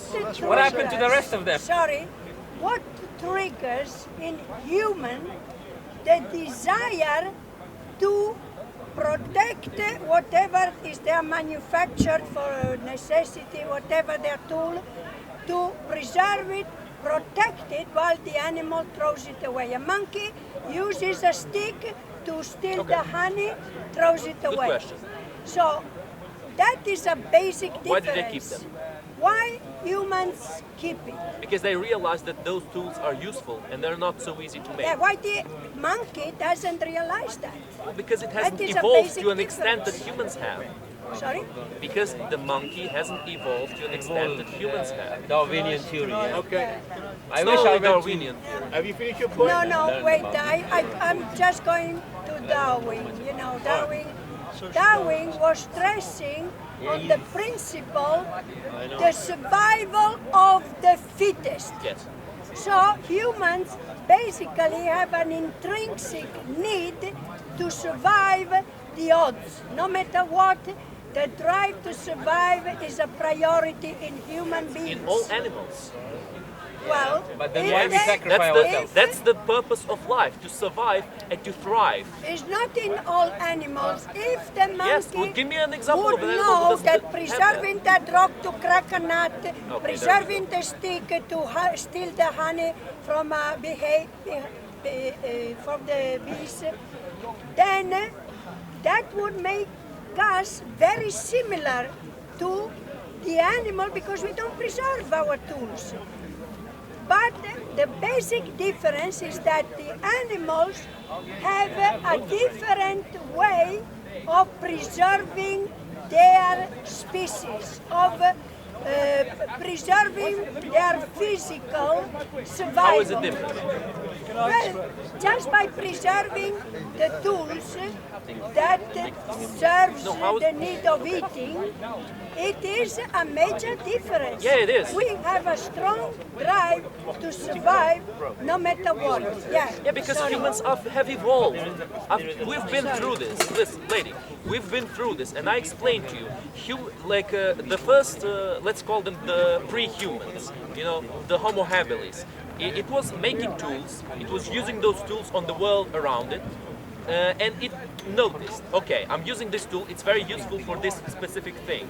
Yeah. Maybe I should keep it for later, Yes. because I'll be able to do the same thing, I won't have to forge the tool again. Many animals do it, it's not just chimps, many different animals. And the your point is- that No, doesn't make... his point No, is you that see. animals... Don't tell me what his point is. Just because humans started keeping those tools and animals still don't do that, doesn't mean that they are completely different. It's just that animals have not evolved to that level to know, to understand that they should keep the tools, because that is useful, because private property is useful. Can I say, can I pick up one of your points? And it's a very dangerous point, which is very pertinent to modern times. There is an ideology which says, is this a microphone? No, that is a microphone. Yeah, there is an ideology which is called social Darwinism, and it was very popular in the times of the 1930s and the Hitler regime in Germany. The strongest, might is right. In other words, human beings are innately aggressive towards each other, and the strongest of the human beings have a right to dominate the weakest human beings. This is a very dangerous ideology. And the ideology of this ignores the fact that human beings, apart from all other, human beings are animals, yes, but apart from all other animals, are the one animal as a social animal which is able to live peacefully with each other. Now when I say, and I come to a place like this where there are hundreds of people, and I say to myself, out of this 500 people, how many of those are murderers? And I doubt if you'll find one. You'll find a murderer 1 in every million perhaps in a society. So then why, I ask myself, can you have a war between one country and another when literally millions of people are killed in that war by other human beings? And I say that is not natural human nature. That is not a natural human instinct. So then what is it that makes human beings kill other human beings? One has to look for the reasons why this happens. And the reason is simply this. We live in a class society when a very small minority of the population, i.e. the capitalist class, use their influence and their power to gain more and more from other countries, and more.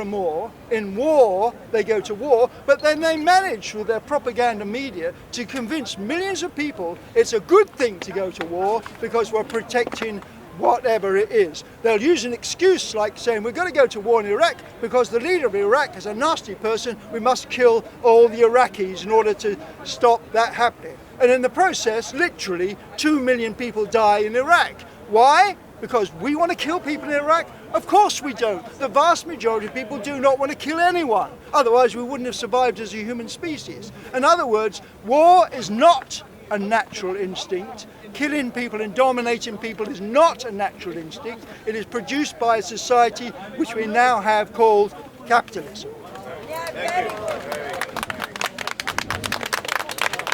I will answer Next speaker. So yeah, I would like to bring up, as animals have been brought into the circle. I'm an animal rights activist. I have been a human rights activist, but I'm currently more focusing on animal rights. I believe that currently we are labouring under societies which put an anthropocentric viewpoint upon the world, and that animals, the concept, you know, is within the Old Testament of texts about the concept of dominion over the land and other creatures. I think that currently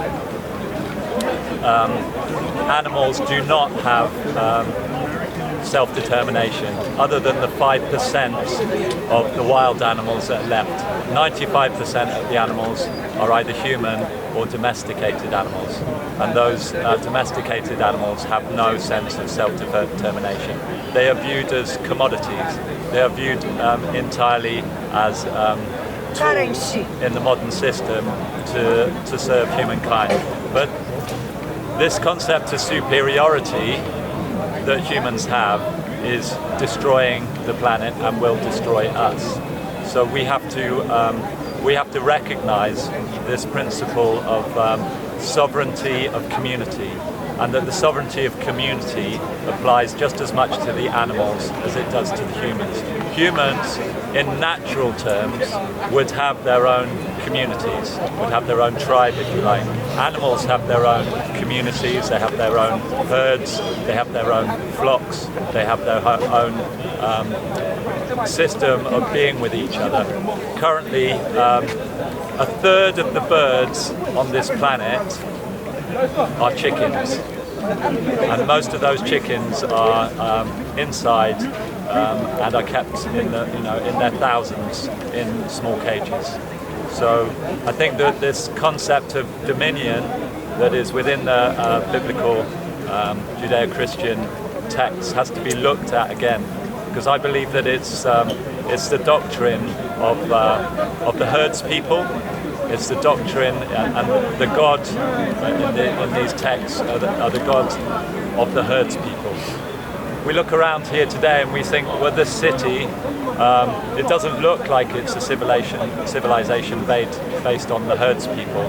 But currently we have 70 billion animals in domestication, which, as I've said before, are mutilated, kept in confinement, artificially inseminated and separated completely from their communities, and often kept in darkness. So we have to move away from this anthropocentric view that all animals are simply commodities, because they are not equal to us. In animal rights we call this speciesism. The point from the animal rights and all that point of view that we should be careful. I agree with you. I think the society has, modernism has, when they gave us as a society, we took it and we run with it. I think they gave us the picture, but we are looking at the pixels.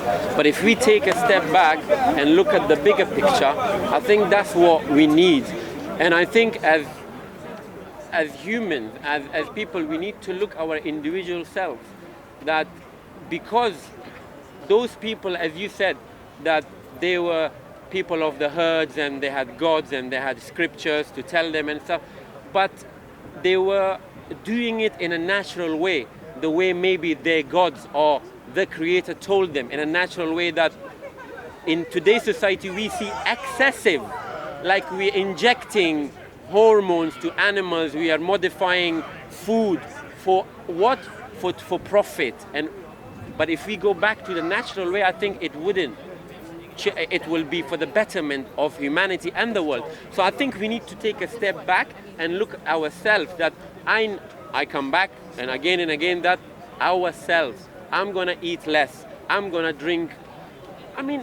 I never open the tap and take a bath and think that somebody somewhere in this world walks 10 miles for a gallon of water, but I've just flicked the tap, the bath is full, I'm gonna get in and have a nice bath. Who cares? Because I do not think like that. Because there I have this pixel in my eyes that I'm lost. I think we need to take a step back. That when we open the tap, we should say, where is this water coming from? Who is producing this? Why I'm gonna spend excessively? A famous man said, when you're sitting by the river, and drinking or washing, be careful. Do not be excessive, because you're gonna think, oh, it's a river, let me splash. No, be mindful, be mindful. So as long as we go to the basics and look ourselves in the mirror that I need to change, I think the world will not change as much, because there is a demand and they produce it.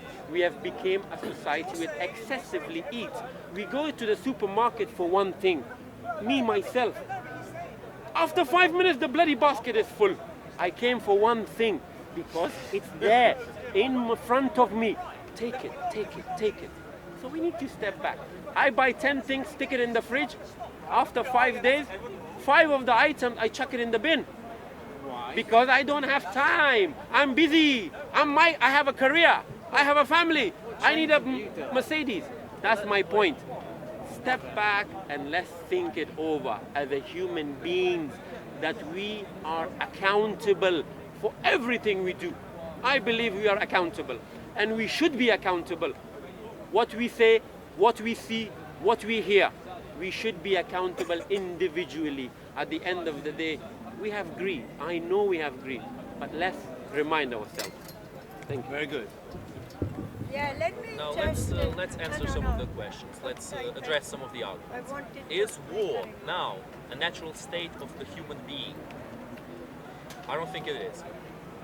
But, I agree. But competition most definitely is. Why? Competition is a natural state of life. No. The growth and conflict between different species, between different interests, is something natural for life. And I can explain it all with basic examples. Has anybody here heard about the marsupials? Yes. Of course, good. You're comparing That's very good. The feeling, the conscious we have. No. Please, I support you. Thank you. Marsupials were the first mammals. They came before the placentary mammals. Marsupials are basically the kind of mammals that keep their children inside a little purse, like kangaroos or like koalas, for example. I think koalas are marsupials. Now, why? Let me ask you a question. Quick question, and I will answer it. Why is it that nowadays on Earth there's almost no places with marsupials? Almost all of the mammals we have on Earth are placentary mammals, like this dog over here, this beautiful dog, or us humans, or the other animals we have around us. Now let me answer that question. Because placentary mammals were much more competitive. Placentary mammals were taking better care of their children. They could protect their children better, and they would reproduce in a higher rate than the marsupials, which made them a lot more competitive for resources, for food, for this world. That is why the marsupials were outbred by the placentary mammals all around Earth, except in a few islands like Australia and Madagascar, which is where the most marsupial animals are. Now, if you guys honestly think, and with complete honesty, that conflict, that competition between different species or different beings or different interests is not a natural state of life, then I am sorry, but you have not studied stop interrupting. You have not studied the state of nature. I will give you another example. The example of the Devil's Garden. The Devil's Garden is a specific kind of tree that allows ants to reproduce inside of it. And so Hitler was right, yeah? You see. So Hitler was right, what he did. No, please. That's what his argument is. No, let if him you make his are the Devil's powerful, do whatever you want. IC3, please. Thank you. The Devil's Garden, you can find it especially in Southern America. Occasionally you are walking through a lush forest, and eventually you will find that most of the trees are exactly the same. Only one kind of the trees exist, because The ants have a symbiotic relation with the tree. They reproduce inside the tree, they have protection from the tree, and they kill every single tree and plant around that tree. Then we should kill each other. And that's the only tree that exists in that area. It's in our instinct nature. IC3. Yeah. Okay. That is the before you say Try something. to politicize this IC3, nonsense. IC3. You see, this is why you are associating what I'm saying with Nazis and with fascists. Because you don't allow me to finish. And you will never understand what I say if you don't allow me to finish. So let me finish, please. You don't understand now, rubbish. where does this go? Where am I going with this? This is the cruel reality of the world. The strong do what they can and the weak suffer what they must. The strength has nothing. Strength has strength. Hitler. Strength has nothing. Mussolini. Strength. Mao. IC3. Right. Strength. No, wait. Strength. Don't disturb him. Then I thought you finished. Thank you. Please. He's saying we're Make saying him stop. No, please, wait for the ball. Wait till him finish. You're finished. Strength has nothing to do with morality. That is why I gave you these many times. I explained to you which empires I like, which empires I dislike. The state of an empire, the state of competition is a natural state, but extermination, killing without any kind of reason, that is not the natural state. Humans are beings of great intellect, and beings of great intellect are the only ones who are able of sadism, are the only ones who are able to practice pain just for the sake of pain. Like orcas, for example, or cats who play with mice, or orcas that throw the seals up before they catch them. They play with their prey, and dolphins do the same. Why we don't they do it? torture their prey. Humans, listen, humans sometimes do it because they feel pleasure on inflicting pain to other beings. But that's not natural state. He's finished his point. Can I just I'm just trying to get my point across. But I'm being interrupted many times. Your point is very clear. That's warfare. Okay. Your point. Exactly. Your point. Make your point. Your point is very I'm trying to explain it in a reasonable, civilized way. Stop interrupting. I understand your point. Okay, understand. So stop interrupting. Well then, will you finish now? I will finish it now. So I will just give you a conclusion. This is why I don't like delving into morality when we are talking about nature. Nature has no morality. Humanity has moral. Humans are part of nature.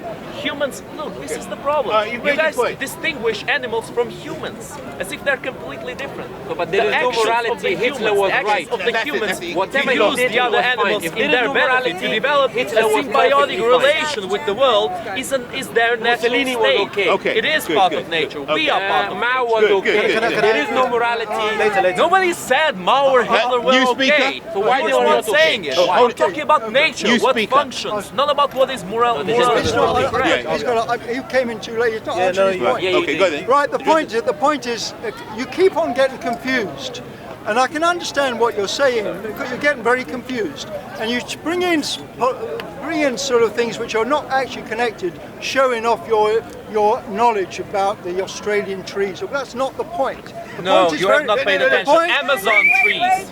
No, it just shows he hasn't paid attention. We're not talking You didn't about. hear what I said. I did. We're not talking about Amazon trees. We're talking about humans. We're talking about human beings, and human beings are the point of this discussion. The idea that human beings being competitive is correct in one sense only, that human beings are in competition with the outside natural world. It is a healthy competition because it can produce good results. However, competition within the human race, within the human beings, is not the natural situation. There are many animals, as you keep on mentioning animals, I don't like to use animals as an example, but there are many animals that are completely cooperative, completely.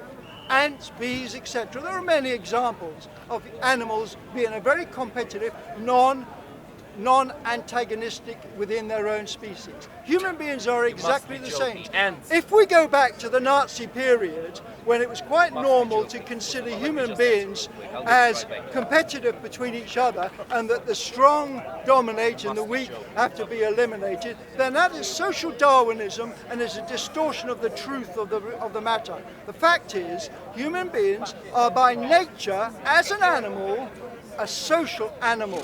That's why the word socialism and communism are used. The word capitalism is, by your very definition, an amoral system. Capitalism does not have any morality. Capitalism is only interested in making the highest maximization of profit. That's what capitalism is. It is not there for your benefit or anyone else's benefit. It is there to make a profit. If in the process of making that profit,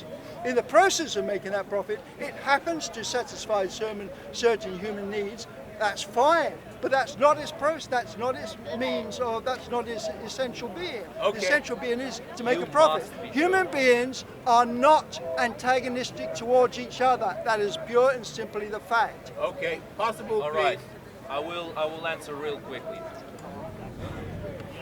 A man that says that ants have no competition within their species is a man who has never, ever observed anything about ants. Look into the wars between different colonies of ants. But they're animals.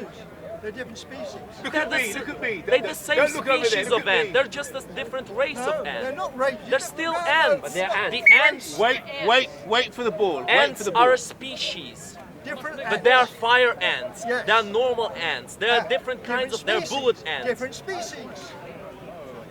They're not the same species. Human beings are only one species. And your point is? You're the same species. No, wait. You've had the I ball. can't make my point. You've had the ball. Right, make your point. Yeah.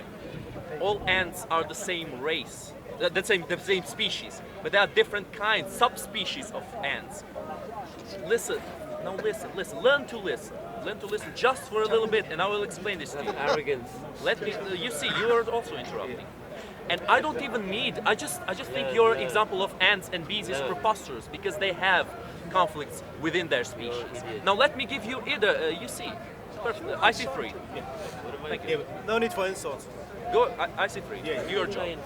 Now, let me give you examples from the same species, and there are loads of those. For example, with lions, when males compete for the pride, when males fight each other to have, you see. I didn't mention that. Just make your point. I am trying to. But you need to learn to listen. Yeah. When lions fight for the pride, when different wolves fight to be the head of the wolf pack, when when males of different species compete with each other for the females, that is a natural state of animals. That is nature. You need to observe it with more attention. Within the species, there's lots and lots of conflict. The chimpanzees within the same species, they kill other tribes of chimpanzees within the same families even. They kill each other. You see, genocide is a Wait, solution. it's the closest being. It's the closest that animals are to human warfare. And if you do not notice that, you are blinding yourself to an infinite extent. Okay, good. No. I was waiting. No, somebody over Make here. one point. No. Just one point. No. Go on. No, I want him to reply. I want to hear what he has to say. I'll be after. After him, yeah? If we Oh, weren't, you want to let him? No. You need to put in an application to talk. Gives way. I will. if humans have not been killing each other, we wouldn't be here today. Exactly, genocide solves everything. Dude, shut the fuck up, James. Shut the fuck up. So, Do you want people to fucking... Pablo, have I understood you right? You saying because animal species, the way they survive... Wait, please don't ask him. I'm saying, am I understanding him correctly? That you're saying animal species compete with each other and kill each other to survive, so humanity, when they compete, is the same natural thing, yeah? Am I understanding right? Yeah, who are we going to kill? We need to work If this that's out. your understanding, that humanity is the same as the natural state of animals in the jungle, then you cannot complain about Hitler. You cannot complain about Mussolini. You cannot complain any tyrant who rises up because they kill people for their survival. If it's their natural state, you are claiming that humans are as animals. No, we are not. The 2% or the 1% which we are different from monkeys or whatever, it's our intellect that we reason with each other. We think about physics, we build civilization, we write Shakespeare. You cannot see that in animal kingdom. So when you say, when we kill to survive, that's the natural state. No, it's the Darwinism that came up with an idea, gave it to the modern world, and the people of free thinkers run with it, and gave us this capitalism society that as much as profit you can make it. Who cares if somebody gets paid? If a capitalist company makes 1 billion a year, and next year they make $500 million, they don't say, oh, we made less profit. No, they cut workforce. They tell the people to go home. They have no jobs because they didn't make enough money. Human nature is not like that. That's not true of all companies. Some companies don't do that. No, but that's the not natural state of But human. anyway, just to answer, this gentleman here saying that human beings are always cooperative with each other. I didn't say that. Well, Yes, you you said, you said at least for the That's their majority. nature. That's what you Yeah, you said. said they're naturally cooperative. Exactly. If this is the case, Zero free will. if this is the case, and you said that we've had human civilization for over 1 million years, Okay. then why hasn't there been any examples of any civilizations where human beings have been completely cooperative with each other? Plenty. There hasn't been any civilizations like that. Of course And there are. every time you have tried to attempt that in history, it has ended up with dictatorship, like with the Soviet Union, or it has ended with genocide, like with Mao and all the other communist dictatorship regimes. Okay, right. Unfortunately, give me an example in history where that has happened. I suggest there's so much you could read and so much you could learn. And I've been around longer than you, I guess. So I've made an effort to find out things. There have been plenty of societies, even today, which are very cooperative. You can talk about the Inuits in the northern part of the Americas. You can talk about certain African tribes. Advanced societies. Not primitive societies. Yeah, but I'm saying human human societies. What do you mean advanced when you say it, advanced? You're talking about capitalist society. We're talking of course, about no. societies. Yeah. Well, if you're talking about a capitalist society and we live in a capitalist world, there are plenty of examples where societies are in conflict because of the system of capitalism. But there are societies outside of that, quite rare nowadays, that are living in communalistic, nomadic situations, anarchistic or communistic so rare, though? They're rare because they've been eliminated by capitalism. No, they haven't. It's as simple as No, that. they have. They've It's been not. eliminated He's right. He's right. if you go to in Brazil, for instance, in Brazil there were many healthy, cooperative, communistically organized tribes and societies. What happened? The capitalist class on the outside of the country encroached onto those lands. They chopped down the forests. They eliminated and killed the Indians and the natural tribal societies and instigated a capitalist system. That is what's happened. Human beings are by nature, when you go back 1 million years, for 1 million years, human beings by nature are cooperative animals. They did not kill each other because if they did so, they wouldn't have survived. Why are we killing each other now? Why are we doing it now? The very reason why human beings have survived is because they have cooperated.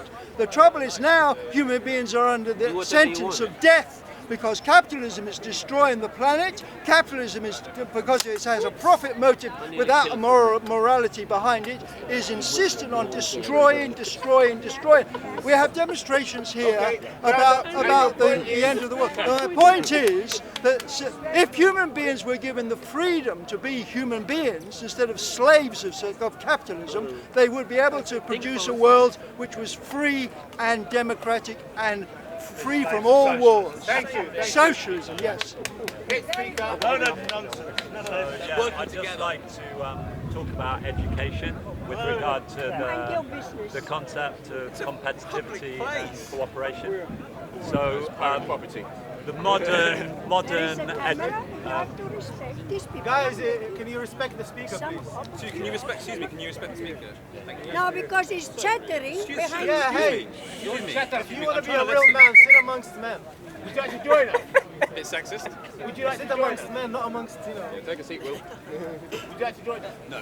Okay. Yeah. Okay. So the modern education system that we see today is based on the Prussian education system that was instigated by that was instituted by Frederick the Great. So it was a very small state surrounded by superpowers, and it was likely to have been wiped out. So Frederick the Great set up a military state and compulsory education within which all children and people had to engage in order to fuel a strong army to push back against those superpowers, and in fact actually to make ground against those superpowers, being Sweden, Russia, the Habsburg Empire and the French. Now the British and the Americans admired this education system and took it on, and we've inherited that and sent it right around the world. And it's based on streaming, so that children will be within their own age group. And when children are amongst their own age group, the element of competitivity is emphasized. If we do home education, and I go to gatherings of people in which children are allowed to run freely amongst their own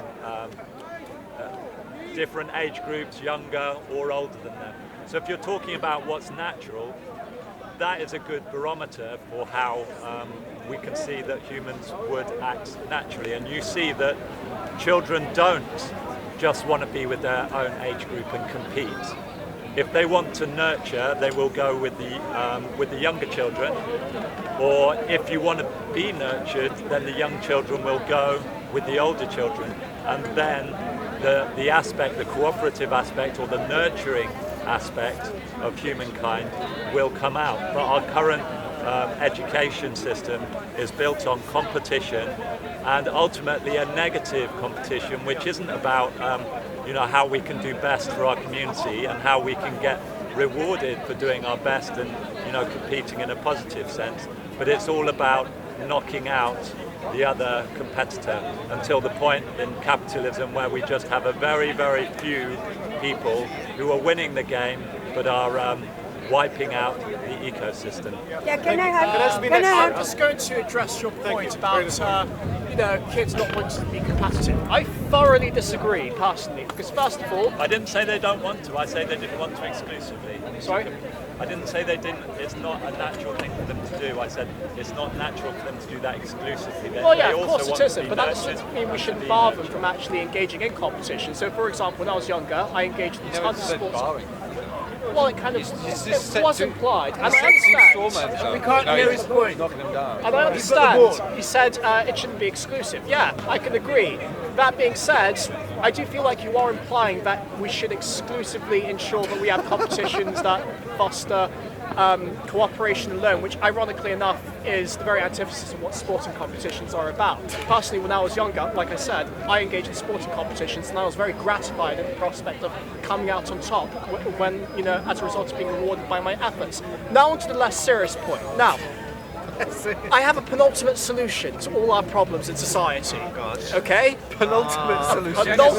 A penultimate solution. Now, have we ever considered the problems we have in the world that most people rant on about? The environment being devastated, overpopulation, and inequality.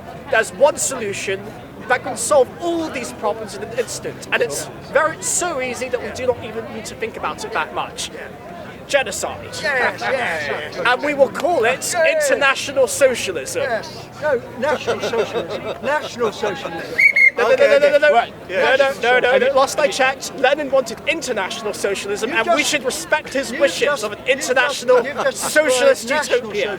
Oh, you made your point? I think I have, yes. Okay, This is going on live, Full disclaimer, last point wasn't really that serious. Just a joke. Oh, yeah. Let's joke about it. All right, can I just pick up on the point here? I just want to pick up on this point regarding mentioning about competition. You're saying that it's the capitalist system that's making us competitive and making us greedy. And also you mentioned the ecological devastation. Ecological devastation also comes from governments and from socialism and from regulation. I mentioned one example, I think to this gentleman or another gentleman earlier, about taxi licenses, for example. I think there's one state in the United States where if you pick up one passenger from point A and you drop him off at point B, you have to go back to point A to pick up another driver. You can't pick up that driver from point B, simply because of the way the car licenses are handed out and the rules and regulations around them. Socialism. Just one second. Regulation, it comes from government.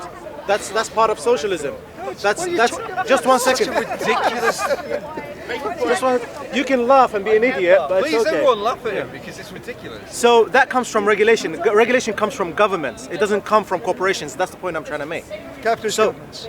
Sorry? Capitalist governments. Regardless, there are governments and regulation by its nature is anti-capitalist. Capitalism is about getting rid of regulation. So that's just one point I just wanted to clarify, which some stupid people around here were laughing about. So that's one point. Another point is about competition. I don't think we want to live in a society where there's no competition. We need competition, okay? We need to have choices. If I'm unhappy with the London Underground, I want another service that can provide me a better service, that can give me a cleaner train, a faster train, a cheaper train. If I'm unhappy with Toyota, I want to be able to buy a Nissan. If I'm unhappy with a Nissan, I want to buy a Mercedes. Competition is good for society. Too much competition is bad, but some amount of competition is good because you need it in order to serve the interest of the customer. You need to have competition between two. And your point is? So my point is competition is good, and also no, competition is good because. No, don't disturb him. Leave him to make his point. He's not got a point. Because there's other people. So yeah, just to wrap it up really quickly, competition is good and it's also healthy and it's also intrinsically a part of the human species. Okay, great. I totally disagree that competition is good. Okay. Competition. Because it gives you choices. That's why. Yeah, can I finish? The ball's moved on. Can I finish? I said half two words and it's interrupting.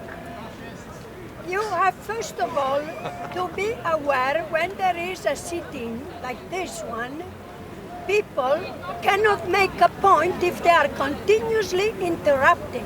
That's an obstacle to your thinking process of how to formulate a sentence and the concept, you see.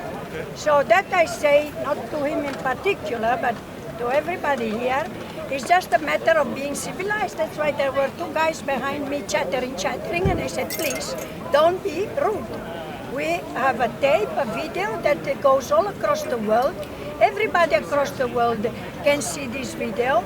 And let us show that we are a civilized individual in this beautiful United Kingdom. Fair enough. Okay. So the reason I don't agree that competition is good is because I remember since nursery, when there were some kind of toys that children wanted more than another toy, there were fights even in nursery because they wanted to compete to get the best.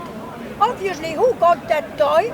The bully, the little bit stronger child, and there were even at nursery stage fights, and that created a very nasty environment that gave problem to the teacher, to these poor young girls that thanks God they found a job, and so at that moment I realized that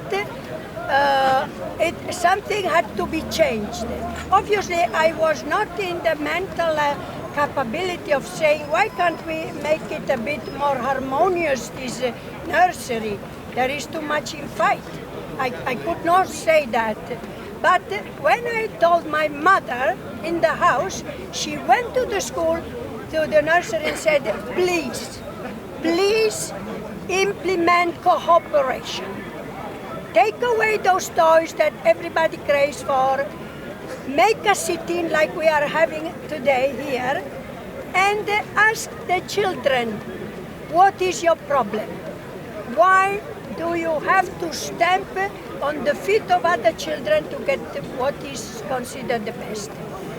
And at that point, finally, they understood that there was, even in such a young early age, there was a way to make children cooperative instead of competitive.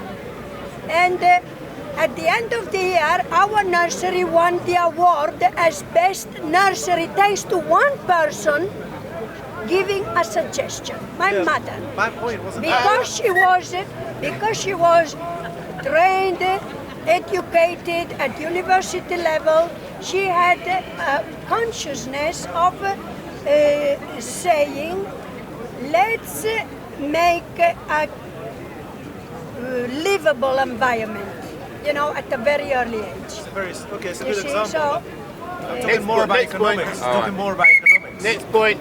The problem is. She has to let go of that ball. I'll take it.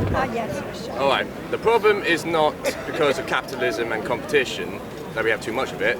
It's because we don't have enough of it. Because what we're living under is not a capitalist system. It is a perverted socialistic one. And I know, people say like, oh, you bring it up, we never tried true capitalism. Well, we haven't, because basically we live in a mixed economy. True capitalism would be when the government has control of just jury, police and military. That's it. The rest is all down to the free market. What we're living under is where corporations, you know, when they get to the top, maybe by their own merits at start, they now find ways to stay there. Using the leverage of the government.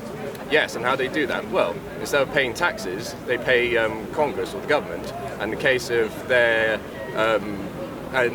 company not providing the goods, which by normal free market conditions means that they would be placed with a better company that came from the ground up like they did, they can get the government to bail them out, making it impossible for smaller businesses to rise on the merits that should always be. So, and subsidies. Exactly. And I don't know what the future is going to provide with whether we do turn into this communist utopia in the sense that people will have so much resources, therefore, and they'll have machines that do everything. There will literally be a slave class, and therefore everyone can enjoy leisure, just like what Karl Marx predicted. Well, even if we do get to that situation, you're basically asking for a Spartan society. And I say that is because the Spartans had their own slave class to do all the work for them, and the actual Spartan citizens were just groomed to be warriors. So, yeah. Okay, can I have... Do you want to speak? I'd like to... not yet. Wait, this guy, and then you up next. I think the first point I'll make is about competition. I think the argument about competition is small, but I think from my personal point of view, there's nothing wrong with competition. And I think having an outlet for healthy competition is entirely necessary for a functional society.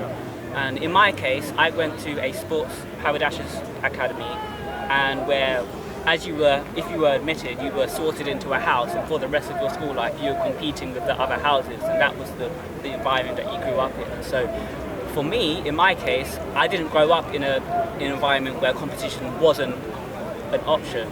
Like, you were within houses where you had to collaborate with other people in order to compete.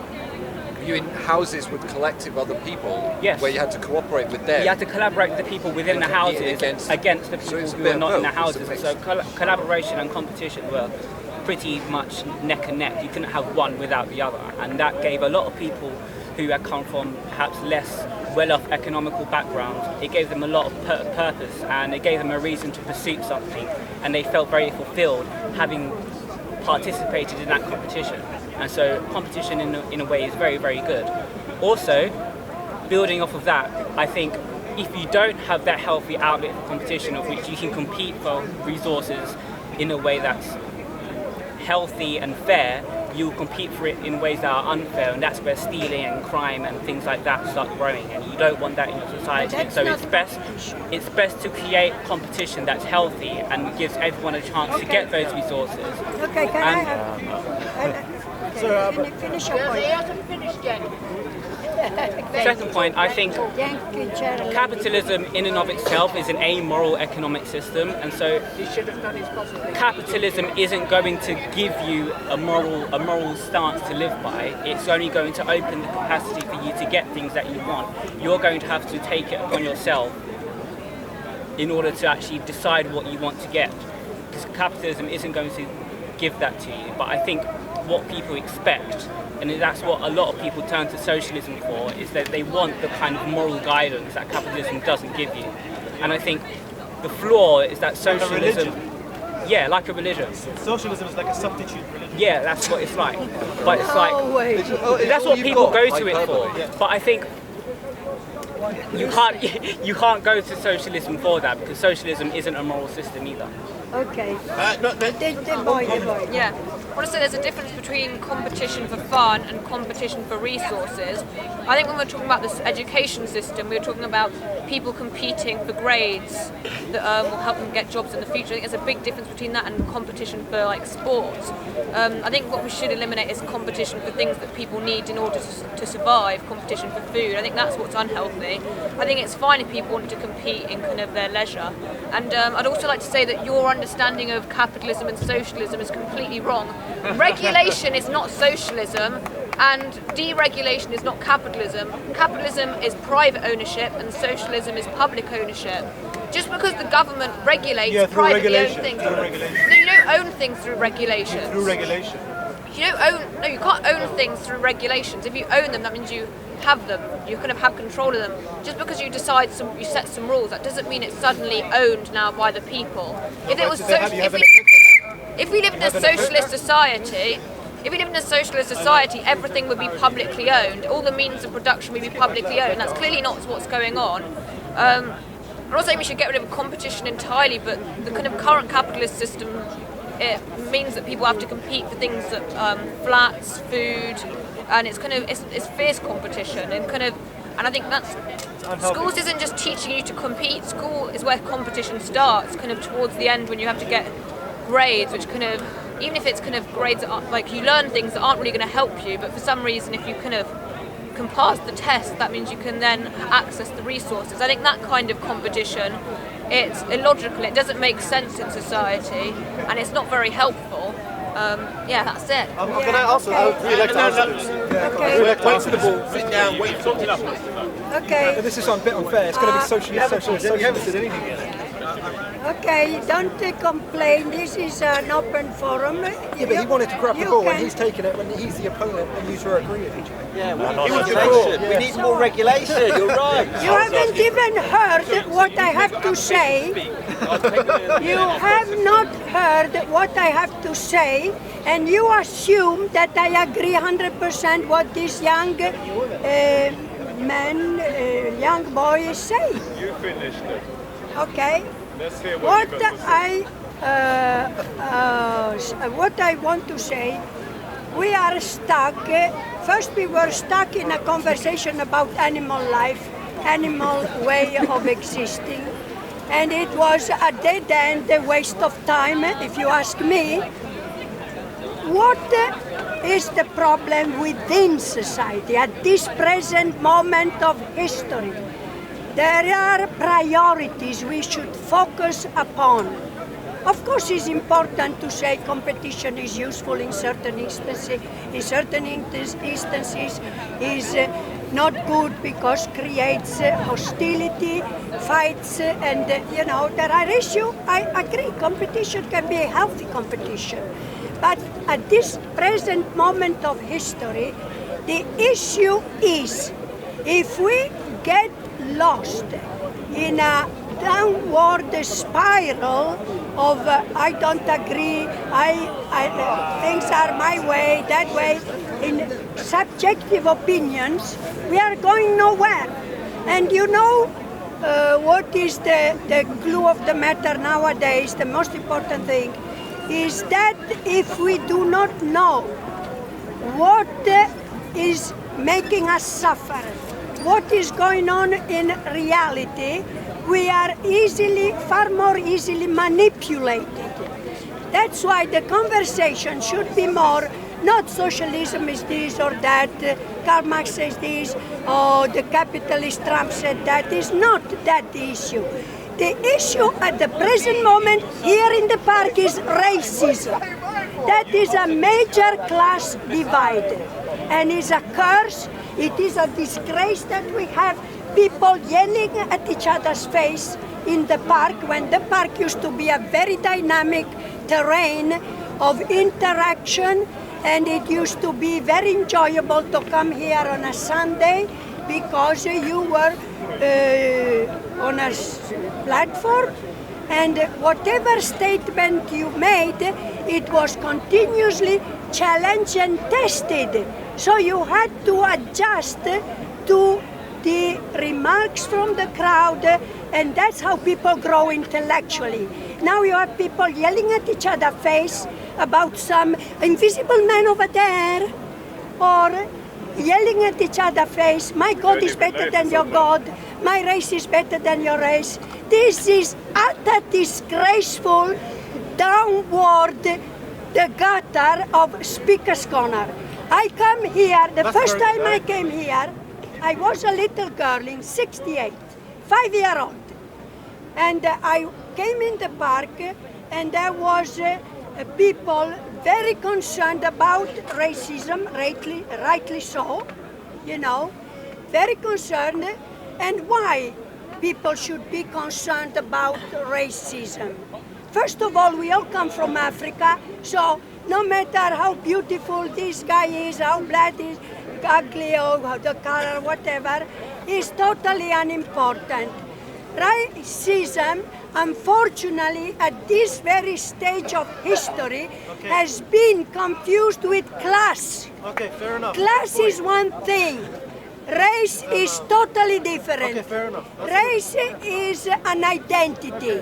Identity means me. Class means us.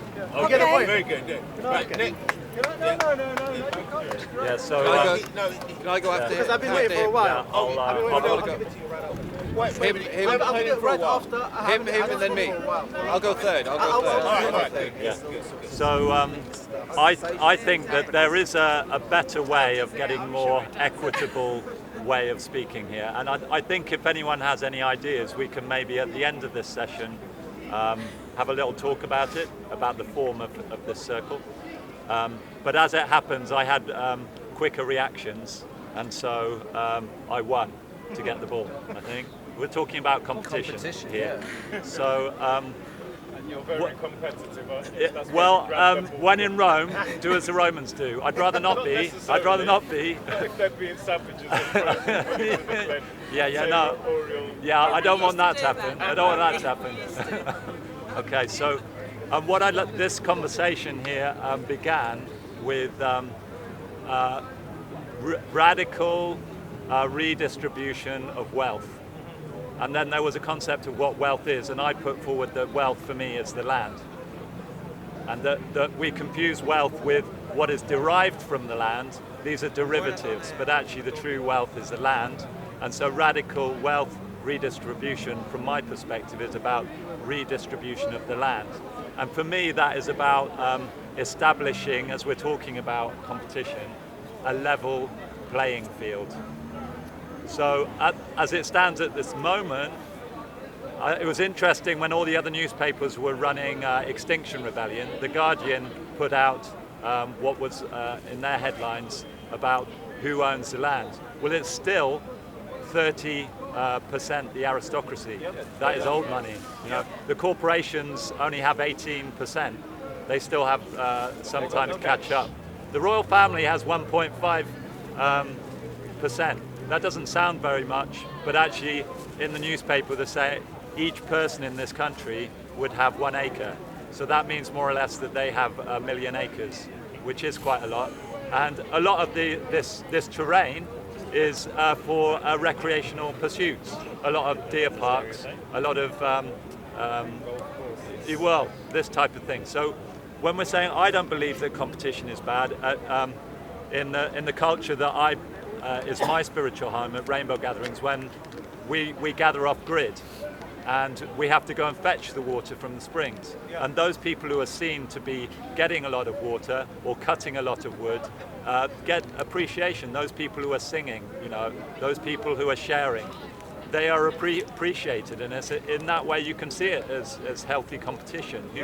Who can do the best, who can display best for the community.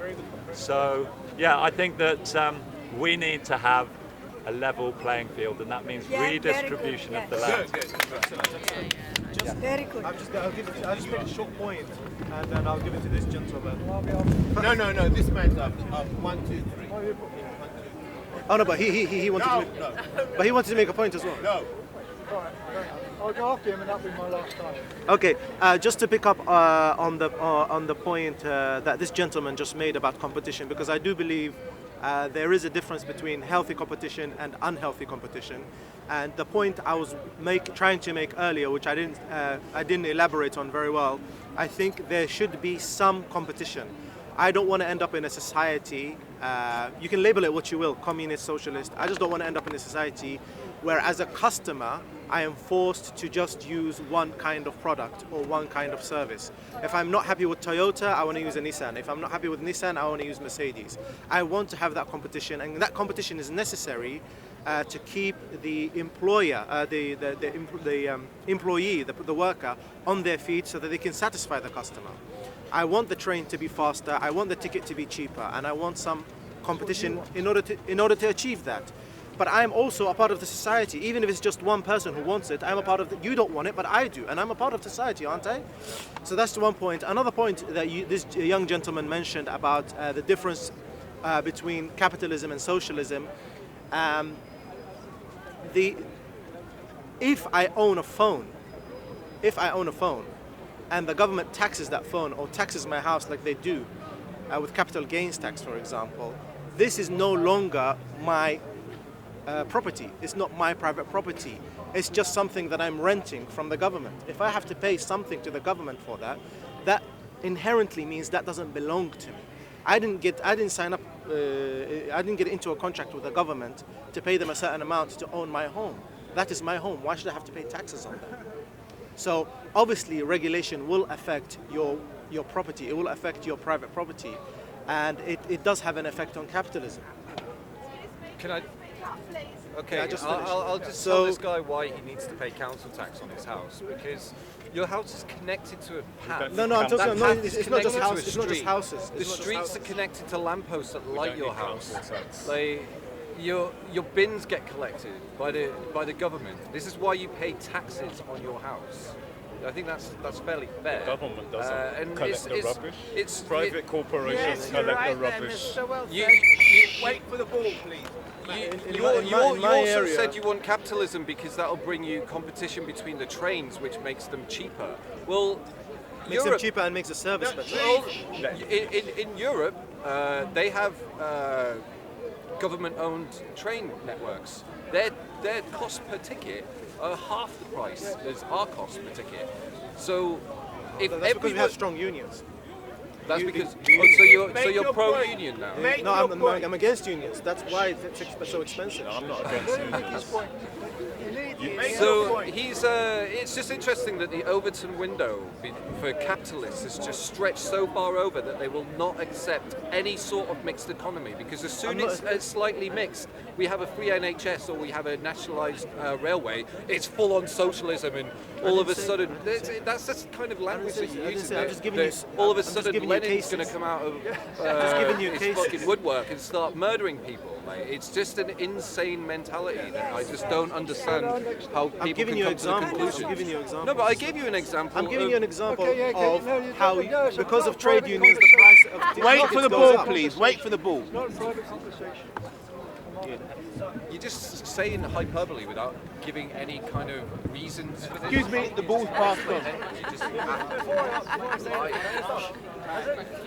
You look like a bearded James McAvoy. Who's James McAvoy? What's that got to do with anything? I've never had James McAvoy. Well, we're not here to talk about his appearance. So I wanted to touch on the point about redistribution of wealth you made about land. And also that We all want a square mile of land. And about the percentages. I don't think we should just arbitrarily redistribute land. If someone, you're saying well, there are recreational areas and that is what is owned by the rural people because of, like, they have deer places like Richmond Park, or land like this which is state owned for us to then come and enjoy recreationally. You would have us turn it into giant farms for people that can live on and turn it into camps, but then where would our children play and stuff like that? But I won't go fully into that one there. But backyard on your farm. Pardon? Wait for the ball, please.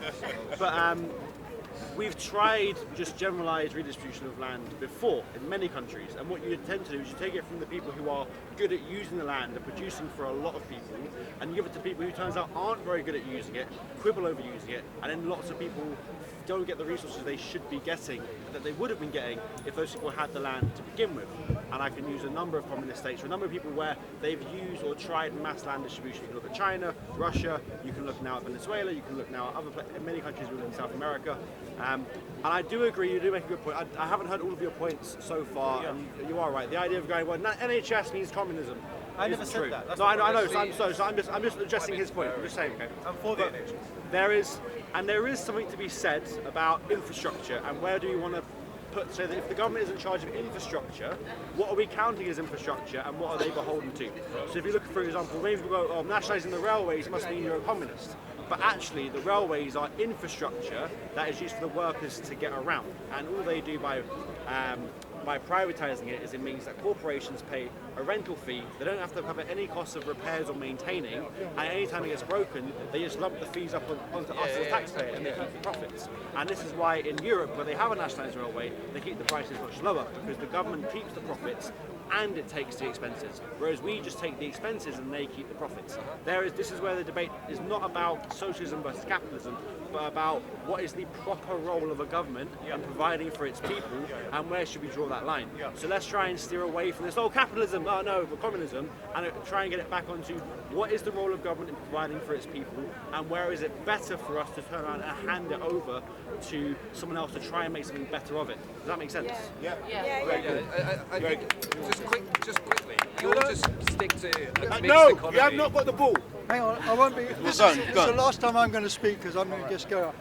This idea of competition, which people seem to think is a natural part of human society, it wasn't a natural part of human society up until about 13,000 years ago. Before that, human beings lived in communistic, cooperative societies without competition between themselves. Competition had become a part of society when the class system started 13,000 years ago, when human beings came into conflict with each other. That's why it happened in the first place. The competition happened because of the conflict within human society, which was produced only 13,000 years ago. Now, talking about competition now in a capitalist society, competition in a capitalist society is an economic process, and as so is destroying the planet. When you have 15 different car companies producing 15 and 100 different varieties of cars, that is a very, very inefficient and very wasteful way of producing cars. Because if you had a car which was produced by one car manufacturer that did all the things needed for a car, get from A to B basically, the competition then would be just finished. You have a people's car manufacturing company which would produce cars only which is required, only that's required. All the cars that are around here are all parked. They're all parked because they're owned by individuals and they're overproducing cars which is causing all the problems of pollution and global warming. This is, every commodity is being overproduced because of capitalism wanting to make it a profit. You could have cars communally owned by everyone, as is beginning to happen now. You have a system now where cars are communally owned, and therefore you would cut the production of cars by an enormous amount, and in the process, the destruction of the earth would be halted. That applies to every commodity. Mobile phones. A phone is a phone is a phone. You don't need 1,000 different variations producing the pollution to destroy the earth by producing a million different phones, which are not necessary. That applies for clothes, but it applies for everything else. The reason why we are in the trouble today, and I'm probably the last generation, or maybe he is, the last generation now is confronted with this capitalist society which is utterly destroying the earth. When he wants to choose between commodity A and commodity B, is that more important than the survival of the human race? Yeah. Wow. Okay. What I want, I agree obviously with what he said. It makes a lot of sense because he also gave a historical outline when competition ceases to exist. That is very important. Most of the human history was, I would say 95% of human history was cooperation. Small subsistence agriculture economies where people had to cooperate to provide enough food for everybody to survive. So that is a very important point he made. But what I want to continue is the discourse of this gentleman. I've never seen you before. but he made a lot of sense when he was saying that the government, decision makers should be in charge to provide services. How can people have a healthy family if the food is expired, is bad quality? How can they raise healthy children if they are not properly clothed and fed? And you know, one priority in Sparta, for example, was to give the same good food to women as men. And women didn't go in the battlefield actually, but they were producer of human beings that were future soldiers. So that's why women in Sparta were ranked way up.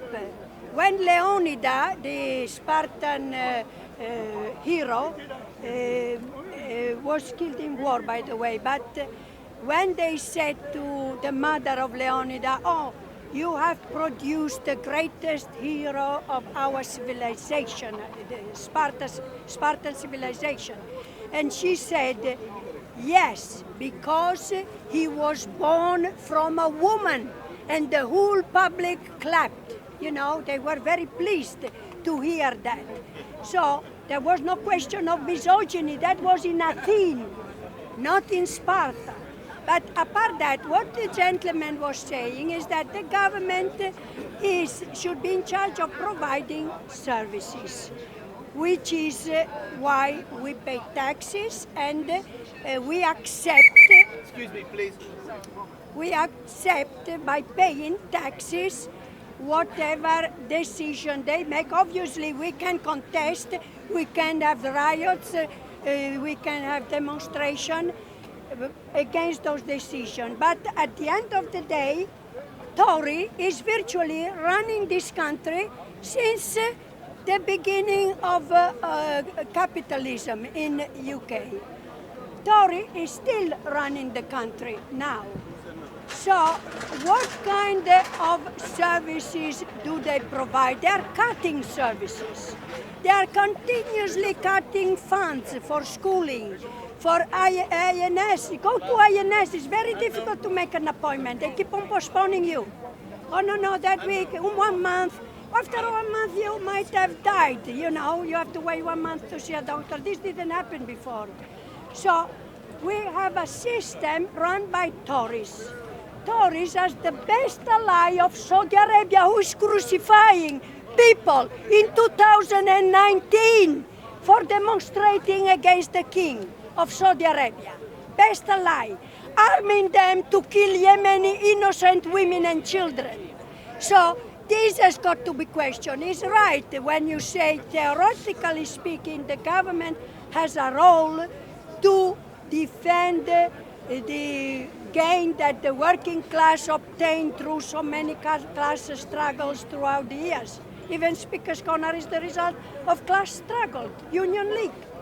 But if you don't say that those who govern us are royalists, are very opinionated, and they choose and pick up their allies among the worst scum of the earth, then it's our duty, personal duty of each one of us to intervene and question that kind of authority like the Yellow Vest did and they're doing in France. Because having had the revolution, they are far more ahead of England, UK, far ahead. Okay, thank you very much. This guy first. So I want to address the points of this gentleman just here, and I hope sorry. Mr. Green Jacket. So I actually wanted to address some of the points she made. Although after hearing that, I've kind of forgotten some of them, so do forgive me if I mischaracterize some of what you've said. But the idea that humans have not been competitive for like ever is just patently false. So we have societies that are cooperative in small groups. We do that throughout time, even in today's day and age.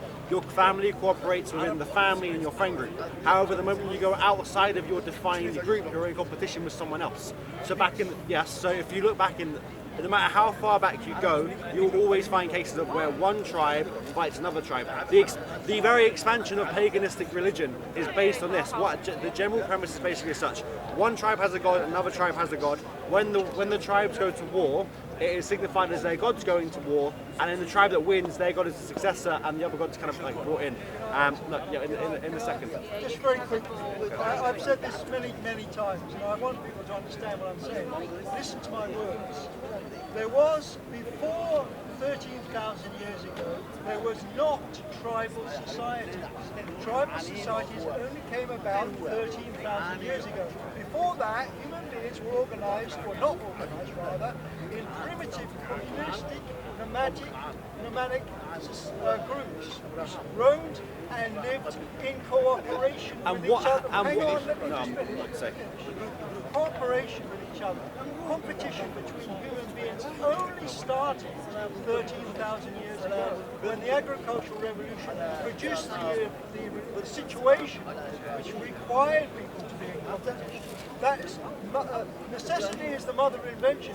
Competition was invented because it was necessary 13,000 years ago for human being societies to organize. So I'm going to ask a question. Address your point. Because class society, if you read the Communist Manifesto, for instance, The Communist, yes, I will. At the Communist Manifesto. If you read it, Did you read it? Okay, that's enough now. That's enough. That's Just enough. finish. I've only 2 more seconds. If you read it, all hitherto societies have been class societies. All history is the history of class contradiction. History started 13,000 years ago. Prehistory, before that, did not have competition. So I want to ask an open question to everyone in the audience. Okay. So the gentleman has made the point that pre-agriculture there was no bit like we didn't have to fight because we were somehow nomadic and we were communistic and we helped each other. What do you think happened if, let's say, you were hunting and there was another tribe hunting the thing that you were also? Okay, fine. Your community is hunting a thing. We'll call it insert any animal that you want, and another commune thing is hunting the same animal, and you're hungry and they're hungry and there's not enough to go around. What do you think happens then? I want to feed my kids and you want to feed your kids. You're going to fight over the food. So the argument there was no competition in the past. Wait for the ball. Wait for the ball. So the idea that that competition is an invention that only came about because we made it. It's just patently false. Look through the entirety of the history of the animal kingdom, and you will find competition among predators. You find competition among prey. You even find competition among herbivores for the best lands to graze. Competition is a natural biological component to life. Okay. Exactly. You made the last point. Yeah, I'll finish that. Okay. Good. Yeah. Yeah, sorry, going back on that point about Marx. Marx knew exactly what was going on 13,000 years ago, did he? Yes. Why does one believe that Marx, built in the 19th century, a period of assumptions, knew what was going on 30,000 years ago? Well, nice to know. I didn't ask you to interrupt. Sorry, I was asking, I thought, who interrupted you? Nobody. Right, sorry about this. I'd like to know why one assumed that a man with a very strong ideological assumptions knew what was going on 13,000 years ago. But very nice to know. Second point, you object to the word tribes. That was exactly what people were 13,000 years ago. Why object to a word which actually assumed that was widely used at the time? I see no reason why we should want to change it. That's my objection to what was being said there. Okay. Speak a bit louder. Okay, right. Is it a microphone? Right here. This is the mic. Oh, sorry, This is right, the mic. okay. It's just holding the ball to say you've got your turn, darling. Okay, right, okay. The NHS point that was being made elsewhere, can I raise that? Yes. Okay, the NHS is badly run. There are too many big companies making too much money out of drugs, overcharging drugs to the NHS. That's certainly true. The real problems are, there are some structural problems too. One, there are far more old people like me surviving too long. And there's much to, don't tell me this is not personal, it is true. There are far more drugs around and people are living far more, not just long, There are far more diseases that can be cured and with long-term drugs that are there. This is a structural matter. The way the Tories have behaved with the NHS is bad, that is true, but it's not all the fault of capitalism. It's partly because of medical advances. So don't just blame capitalism for what's gone wrong. There are lots wrong with doctors and the way that the NHS has been treated, but it's not all the way that it's not all politics. Right, that's it. Great, thank you. Sorry, okay. Me? Yeah. Good. Millions upon millions of human beings have been killed all over the world in wars, fighting for land, fighting for resources. We don't need to fight each other. We don't need to murder each other. We're now caught up with how much should a house cost? If you live in a place like England, how much do you think a house should cost? We can build these houses ourselves. Things like modular housing. We don't need things like council tax and poll tax. All that is rubbish. Total rubbish. The land belongs to the people, but the people must take back the land. We have to take it back by force. Since we're all owed an acre of land, let's go and get our acre. Why are we sitting around crying, moaning and complaining about the royal family and the land barons? We have to take what's ours. Not because we want to kill, murder, rape and plunder and loot, but because it's our birthright. Let's get what belongs to us now.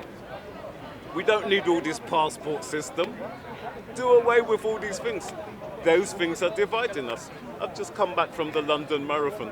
People from all over the world cooperating with each other. Men falling down on the ground who couldn't finish the race. Guys were picking them up and helping them across the line. So we do have the capacity to cooperate and work together and help one another. We just have to get rid of all this government rubbish, whether it's local government or central government, because they're all ripping us off anyway. Their wages keep going up and up and up. The unions have been destroyed. Hardly anybody joins a union now, except for like the people like the tube drivers. Most construction workers are hardly involved in what you would call active trade union work. Most people today, they work for agencies. It's an agent of an agent of an agent that employs people. Even the government workers, civil service workers, most of them work for agencies. They're not employed directly by the government. The buses that you travel on, they're privately owned. The trains you go on, they're all privately owned. Put them back into the international ownership where they belong. All these resources belong to the people. That's what I'm saying. They don't belong in private hands. We, the people, have to do things together, and then we'll all move forward.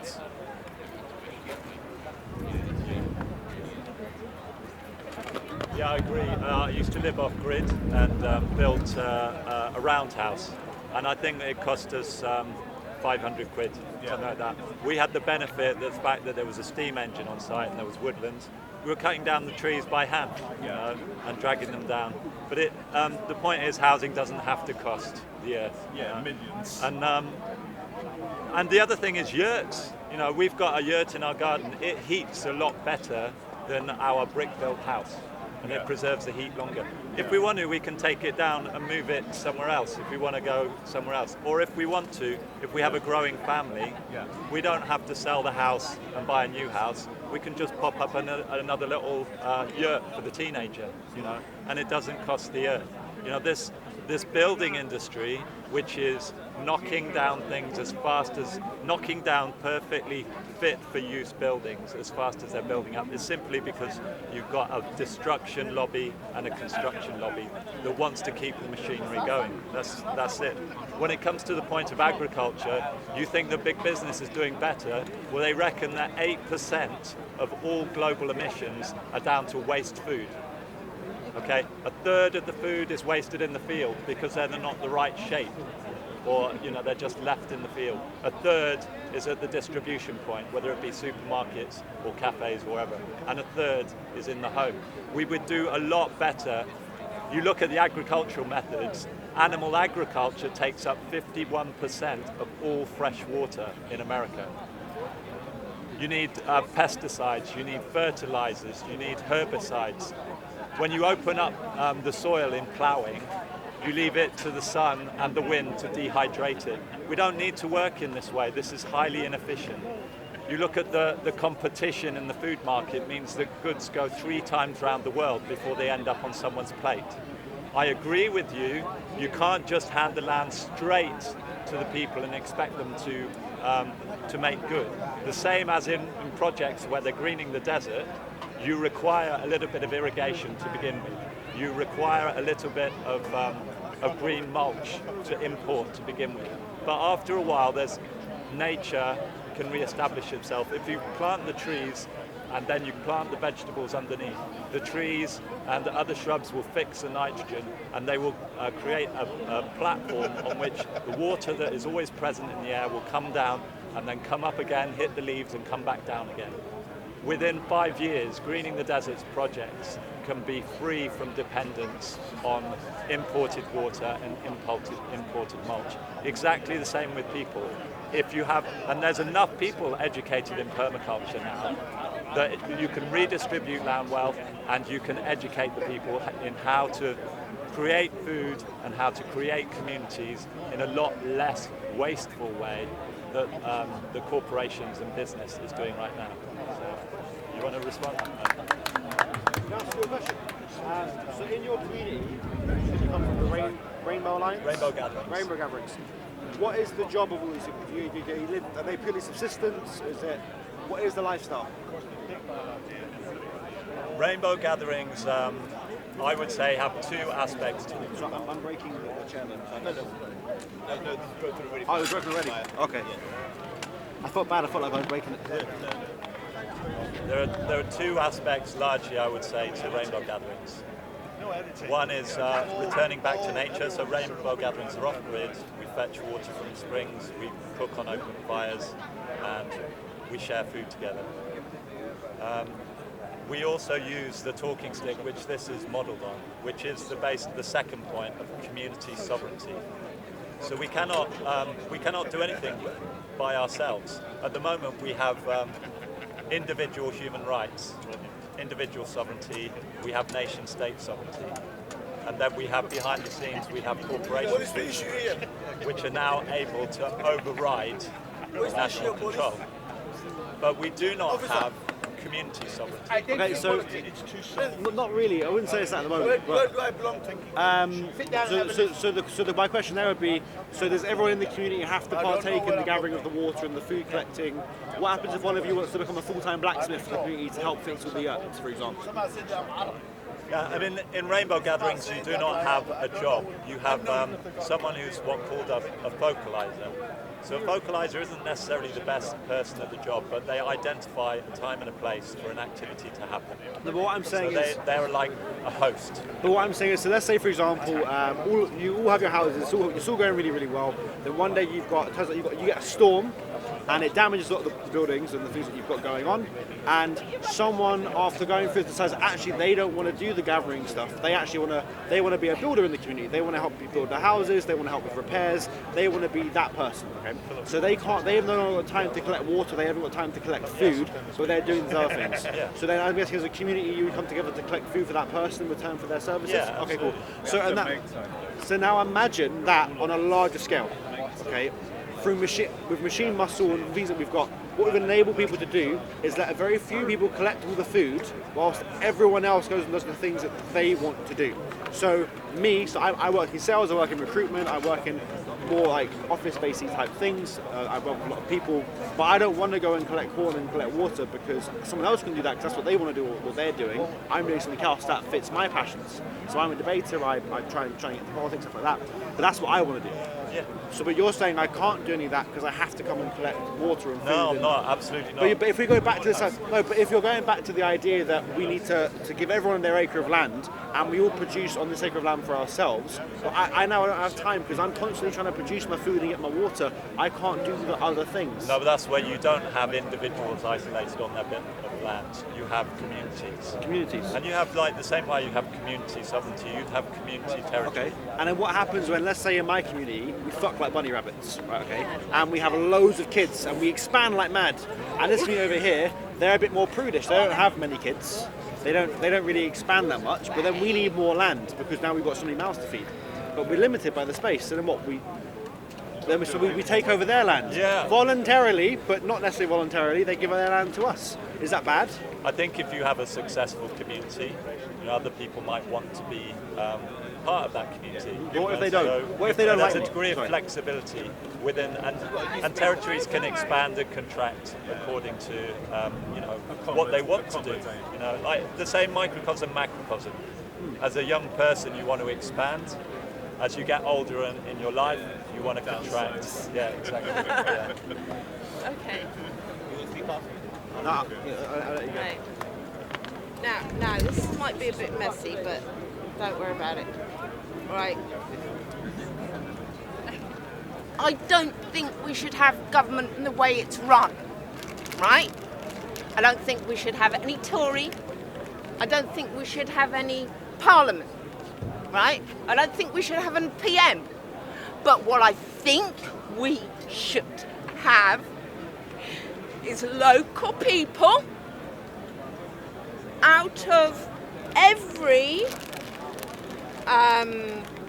county, like Bedford's a county, Hertford's a county. I think the local people should vote. And we should vote in a banker, a businessman, a doctor, a lawyer, and we should scrap them and send them to Parliament, because at least they know what's happening on the ground. They know my children. They know next door has a problem with drugs. They actually know what's happening on the ground, and the people should vote them in.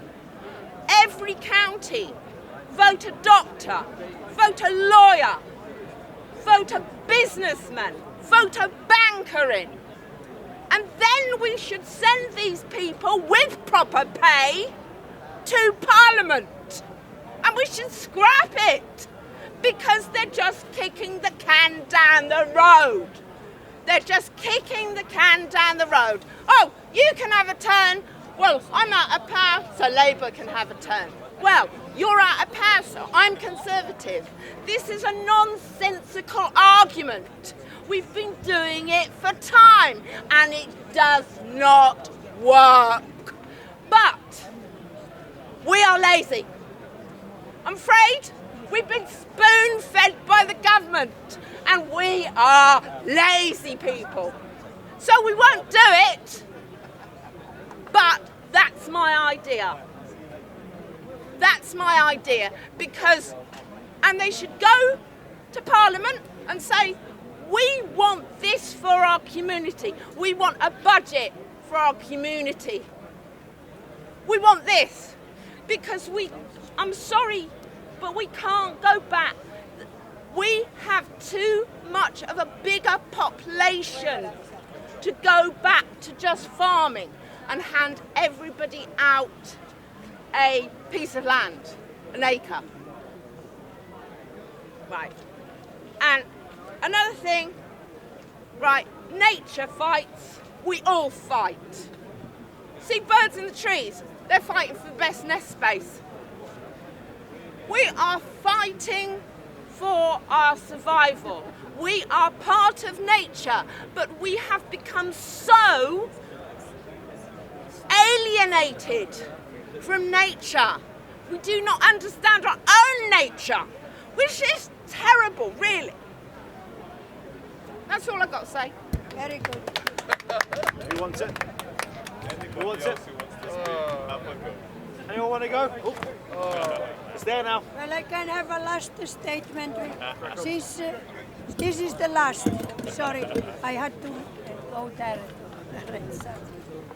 And so, at the end of the day, I'm very pleased about this great gentleman sitting here that gave us the opportunity to socialize our knowledge, call it knowledge or at least informations, information. We have all of us personal experience. We can give some information. This great gentleman allowed us to socialize information, and this is something that was long overdue. Unfortunately, the park for the last 2 years has become a bloody disgrace of people yelling at each other's face on the basis of ethnicity, race, religion, and convictions that are thousands of years old. And it was high time that this open sit-in would take place. Fortunately, we have this gentleman that they gave us the opportunity. When you see this, you know, he was accused a number of times about this distinction about races, and I thought it was great, because once you know exactly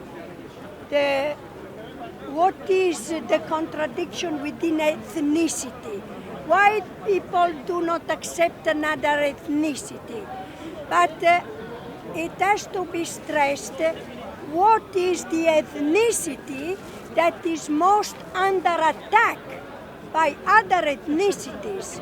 Some ethnicity get away with murders. Other ethnicity, just for demanding basic human rights, are accused of being disruptive, creating chaos, creating riots, and no recognition whatsoever, and this is 100% wrong. So whatever this gentleman did here is important, because some ethnicity are treated with kids' gloves. Others are pushed aside, and this happens in the park. And I am very displeased about it, because I always considered England a beacon of tolerance. You know, it's a very tolerant society. The fact that Speaker's Corner exists since 1866, it means we are in a tolerant society. Otherwise, this park would have been shut off. The police priority is to shut off any kind of communication between human beings, because they well know that the more we are informed, the more difficult it is to control us and make us accept their policies and their way of running the government, governing the working class, and implementing a class society based on exploiters and exploited. So what is happening today is very pleasing. Unfortunately, I didn't come to the park for the last 4 Sundays. The last meeting I had in this park was about a statement of Karl Marx, which is a clue of the matter. Karl Marx said, ideology has no history. It's not possible to make a history of ideology, which is a very important statement, because people confuse ideology with a set of ideas. Set of ideas can be even capitalism. Capitalism, in order to be triumphant and keep on having a society divided between exploiter and exploited, will implement their own ideology, the ideology of the ruling class, which is the real true ideology. As force, they have the power through the money they own, and they can implement their ideology with owning the mainstream media, with owning the mind of people and making people accept their policy. So when I was explaining why Karl Marx said ideology has no history, it's because Karl Marx intended, like I intended, and most people with common sense intend it, ideology is strictly a tool in the hands of the ruling class. The subordinate classes don't have ideologies.